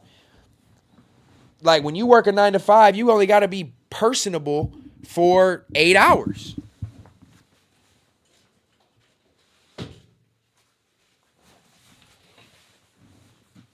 You only got to be personable for 8 hours. You only got to be friendly and only want to talk to people and, put the fake on for 8 hours. Man, celebrities and people in entertainment got to do that shit 24/7. You wake up in the morning and you got to be personable to every fan. You got to sign every autograph. You got to take every picture, no matter how you feel, no matter how you look, no matter what you just went through. You got to be this celebrity. And if you don't, and you rub the wrong fan the wrong way, you crash out and hit them, or you crash out, push them out the way, or you don't sign their autograph, now you all over tabloids. You can't win for losing when you're being a celebrity. So the difficulty of being a rapper or celebrity is way harder than a 9-to-5. It affects your day-to-day life. That's your livelihood. That's your business. You are the brand. The money it takes to be successful in it, you got to invest money in yourself. Like, you got to have a team. You got to have, it's not just the act of rapping itself. It's more so what comes with it. And somebody speaking from me who had his feet wet in this shit and who was trying to be a rapper and do everything himself, it is very difficult. So that's why I'm so big on the places that I've reached in my career and the places that I've touched, stages that I've hit and stuff that I've done, because I did it all by myself. Where it wasn't about nobody else doing it for me. And I had to work hard as fuck for every single accolade that I accomplished, every single place that I reached. I had to work hard for it. I had to, earn it per se. Earn, not given. And that's why I'm big on those times and memories, because I put in the work to reach those stages with those people and be in those rooms and have those conversations and touch those places that I've touched, And putting in that work is tough. But once you do it for so long, and you are the prime source of where your interaction comes from, your engagement, you're the only reason why it's happening, you're the reason why music's coming out, you're the one that's editing the artwork, you're the one that's recording yourself, you're the one that's doing all this, that shit becomes overwhelming, y'all. That shit becomes, so anybody who wants to make music and is pursuing a music career, it's not just glorified life, man. And this is falling on deaf ears because I'm not saying nothing that's like golden per se, but just know that it is a tough job, and not only just the act of doing it and what you have to do to become successful, but being able to handle it is a tough job. How to hustle, then you be like, okay, they might not be the smartest motherfuckers in the world, but they put some smart motherfuckers around them, and they hustle is impeccable. Go, wake up, get to the studio at 1, you there all day, go to the club, leave that bitch at 3:30, you right back in the studio, you leave that bitch at 7, you waking the fuck up at 12:30, you right back in the studio at 1, that shit going every month. And what a lot of motherfuckers don't understand is, a lot of rappers work way harder than a motherfucker that got a 9 to 5. Yeah, that's crazy. That's what motherfuckers don't understand. Yeah. Like, those niggas know how to hustle. So yeah, that's pretty much what he said. Let me tap in with the tribe for a second, because this is probably going to be my last, unless there might be another gem. Let me see. This might be the topic to carry us out, and then we'll we'll converse until we meet again on the third law. But before we do that, W's in the chat, Moneybags in the chat. If you still fucking with me this late, I appreciate the engagement. Even if you just listening and you can't type in the chat, it's all love. I know you here. Shout out to the 140, that's 135, whatever, that's been consistent. I appreciate y'all. But yeah, so that's kind of what I wanted to say, that we can't, people that pursue a music career, just know what you're getting yourself into. It's not easy. It's tougher. It's tougher than you think, man. Don't give up. This for everybody. Maro Asor. Is that you saying that to me, Brody? Let me tap in with my tribe. I don't think I've ever seen your name in here, bro. Shout out to you. Shout out to the people that's tapping in on this late night. If you got something to say, let's drop it in there now. It don't got to be a super chat. If you want to send a super chat, please feel free to do so. I will appreciate it. But let's just tap in with the tribe before we dip, man. I got a few more minutes on here, and we going to get out of here around 3.5 hours, man. W's for Context Matters.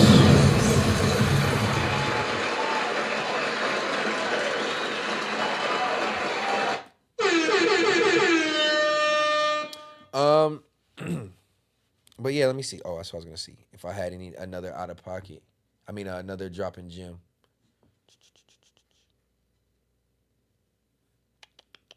Oh, it was just more of a question, so it's actually perfect. That's actually perfect. There's not too many y'all still, awake, alert enough to type, but it's all good. If you want to partake in this conversation, you can. But we can end on the 9 to 5 topic, hard work. If you're gonna pursue a music career, just know, especially if you get into it dolo, don't expect immediate results, and understand that it's probably harder to make it successful as a huge rapper than it is to probably make it to the NBA at this point. So just, don't put all your hopes and eggs in one basket when you're pursuing that music career. Do it out of the love, do it out of the fun, and then if you start to fall out of love with it, be done with it, because It's not an easy job. That's all I'm saying. That's all I'm saying. Hey man, this should be this is a climb up, brother. I bet show me somebody else doing this at 2:00 in the morning. Fuck nigga. Fuck nigga. You know what I'm saying? You know, he just a king troll. I let him troll me in my DMs. I troll him back. He said something. He hit me with a DM, I think yesterday or something. He just said pussy. And I could block him, of course, but I don't give a fuck. So he said pussy, and I was like, yeah, I just had your mom's earlier. It was good. So, you know, you want to troll, I can troll back. Fuck nigga. It don't bother me. I appreciate your view this late. You tuned in, hoe ass nigga. Take your puss ass over there with that shit. But yeah, shout out to the tribe, man. My friend that's famous producer, he said gym and studio is his life. Shout out to Jay Rich. Yeah. Stet, who influenced your flow coming up? You got an Eastern lyric type. Hey, respectfully, STFU, that's a conversation we can have. We can do it on the Discord. That'd be a dope conversation. When I tell y'all some of the names of the people who like was my prime listening, y'all gonna laugh. We're gonna have fun with that. You can just, so he can't type and just have to watch, but don't unhide him and nothing like that. You could belt the ass him. Belt him. But my question before I get out of here, I think I heard Drebo ask this question, I believe, or something along the lines, but then I seen it somewhere else. So I wonder if we got it from the same place. But shout out to my boy Drebo. I was tapped into his live. I think he asked, what's one piece of advice you could give to your younger self? And I think I want to get out of here on that. We'll save all the drama and messy reactions for the Third Law and Tribal Council on Discord. That just sounds so cool. It just flow off the tongue so well. Pause. We'll do Tribal Council on the Third Law. I'm going to try to pop out Saturday afternoon maybe. It might be completely random. It could be 10 people in there. We're going to practice on Discord. Y'all going to help me set it up. Just a random live. It won't even be like a Context Matters. It's just going to be a test stream to get everything together. On Saturday, I'm aiming for. And we'll talk about all the fun shit, reactions and messy shit, and have fun.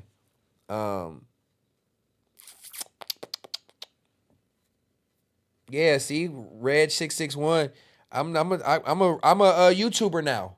So if it's public knowledge and public information, and it's a hot topic being talked about, respectfully, if my people want to talk about it, then we might have to talk about it. But it won't happen here. It won't happen on Context Matters. I promise you that. You know, we're aiming for Context Matters to be big business. We want another network to see us and grab us and be like, put their arm around us and co-sign. We want endorsements. We want ad reads. We want, business to grow and not be about a drama algorithm or too much of reaction on drama algorithm. We're going to save that for the reaction stream. You know what I'm saying? But yeah, as we wind down, what's one piece of advice you can give your younger self? Let me see if everybody can just give me one. It don't gotta be nothing too crazy and thought out. I'm gonna give y'all mine, and then I'm gonna read some of y'all's, and then we'll fade this thing on out. My piece of advice, one piece of advice I could give my younger self would be, damn,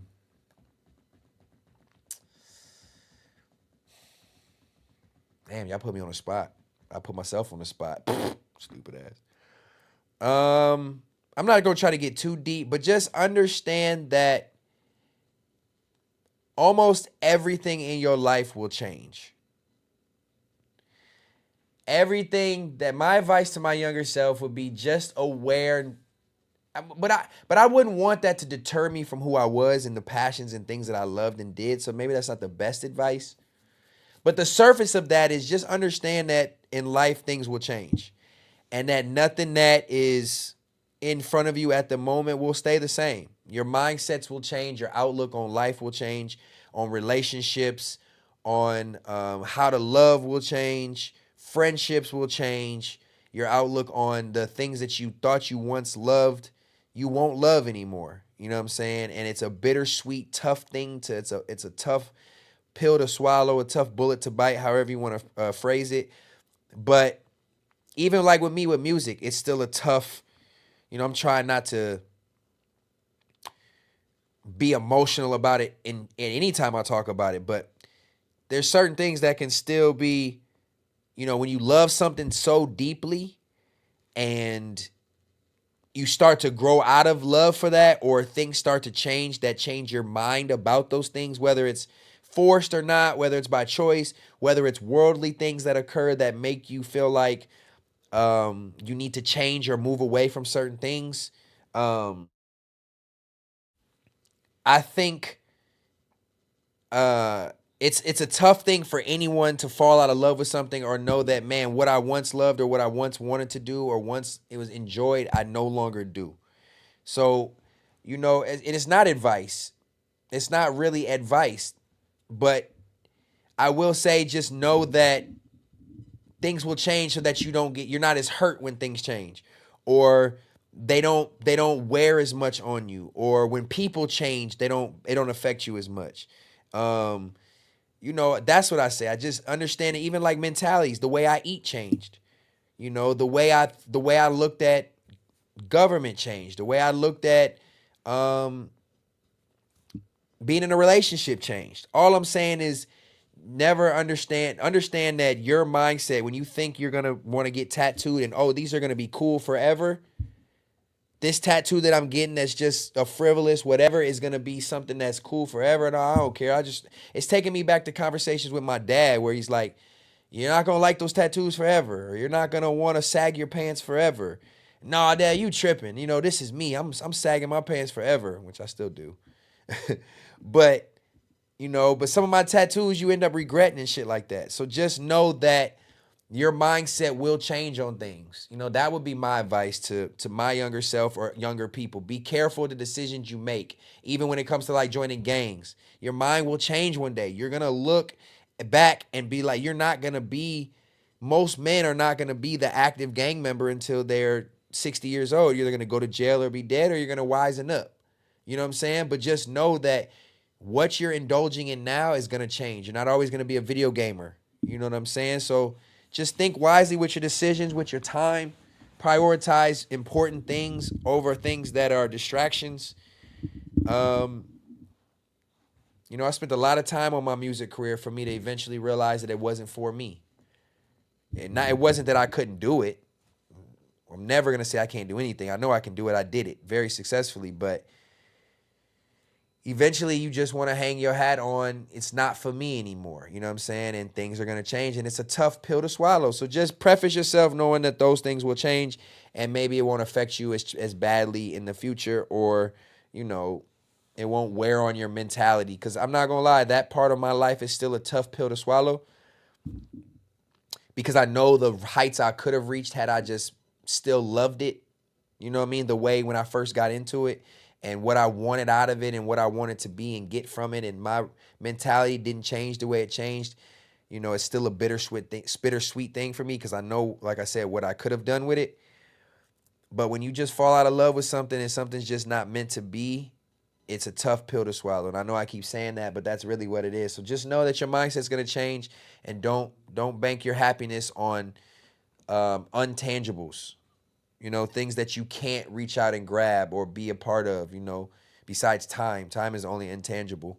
But, you know, be present with knowing that with evolution mentally, growth comes, maturity comes, and in that maturation comes wisdom. And when you wisen up, you think differently, act differently, treat people differently, move differently, and it just makes you a better person. So don't ever think you stuck in your ways.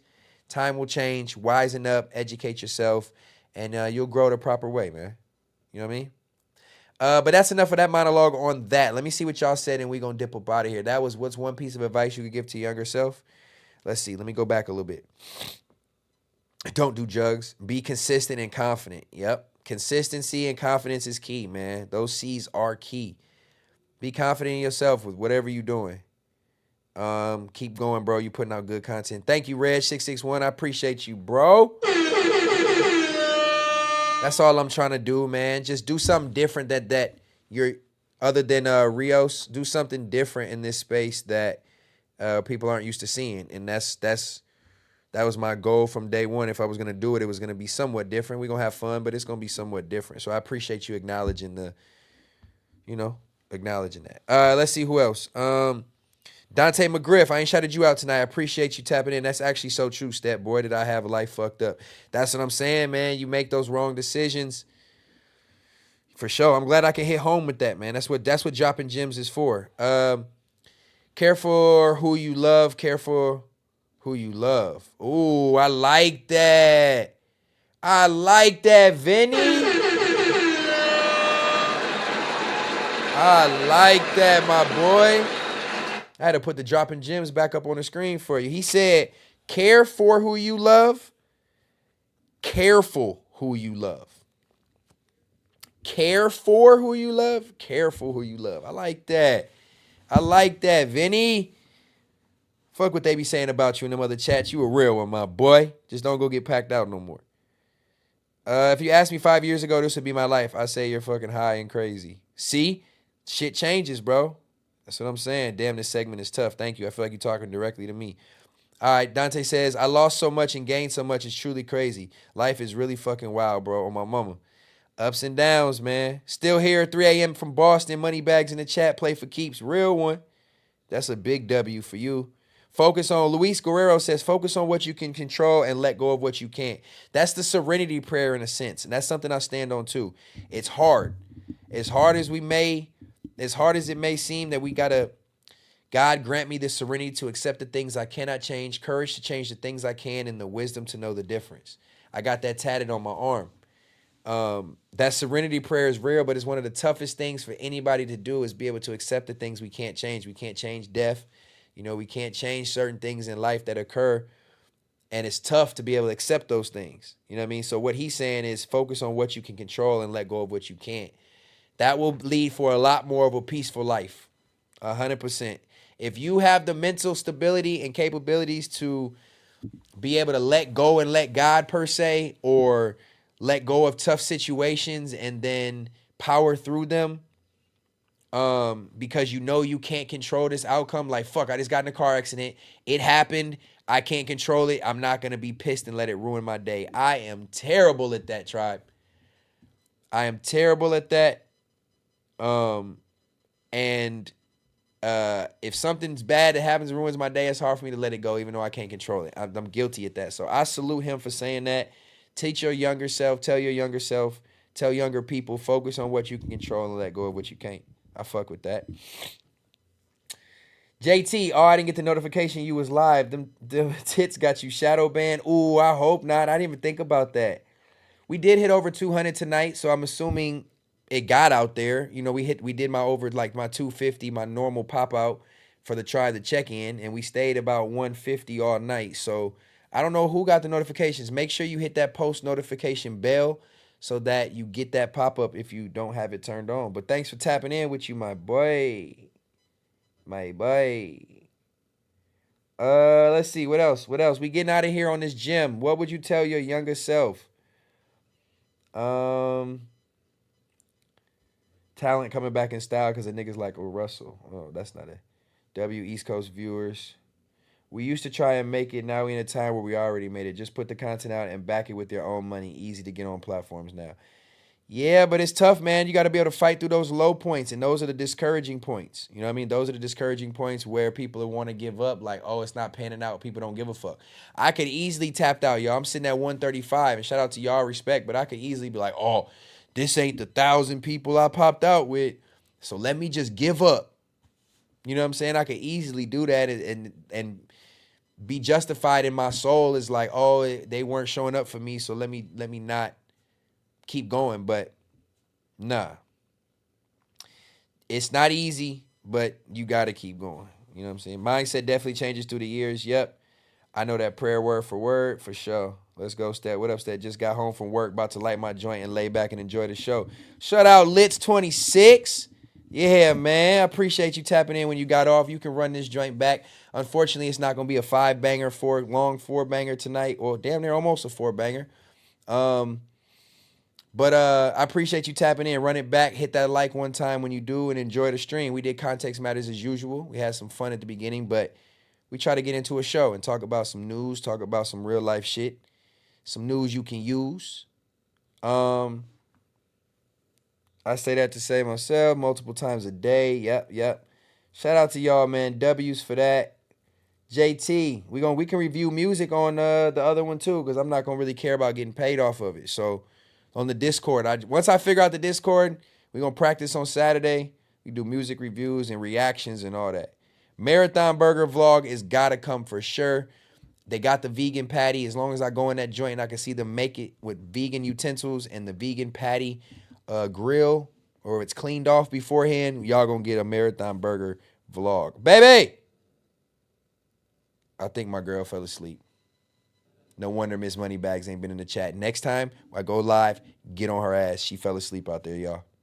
I'm hot. But yeah, I'm gonna do the Marathon Burger review for sure. That's gotta come. We gotta go do that ASAP. That'll be an easy film. I just need to get some clip-on mics so that the quality is good. And then hopefully I can start filming content outside. But yeah, Crenshaw Veteran Foe, what's the deal? My boy just got off work. Shout out to y'all that worked that good second shift. The toughest shift there is out there, in my opinion. I've worked all shifts, first, second, and third.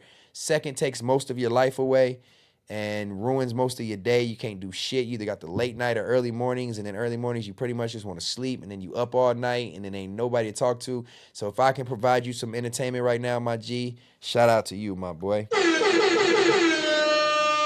So if you just tapping in for the first time, I appreciate it. Run this joint back. I am going to get up out of here, though. I ain't going to lie. I'm going to get up out of here. W stream.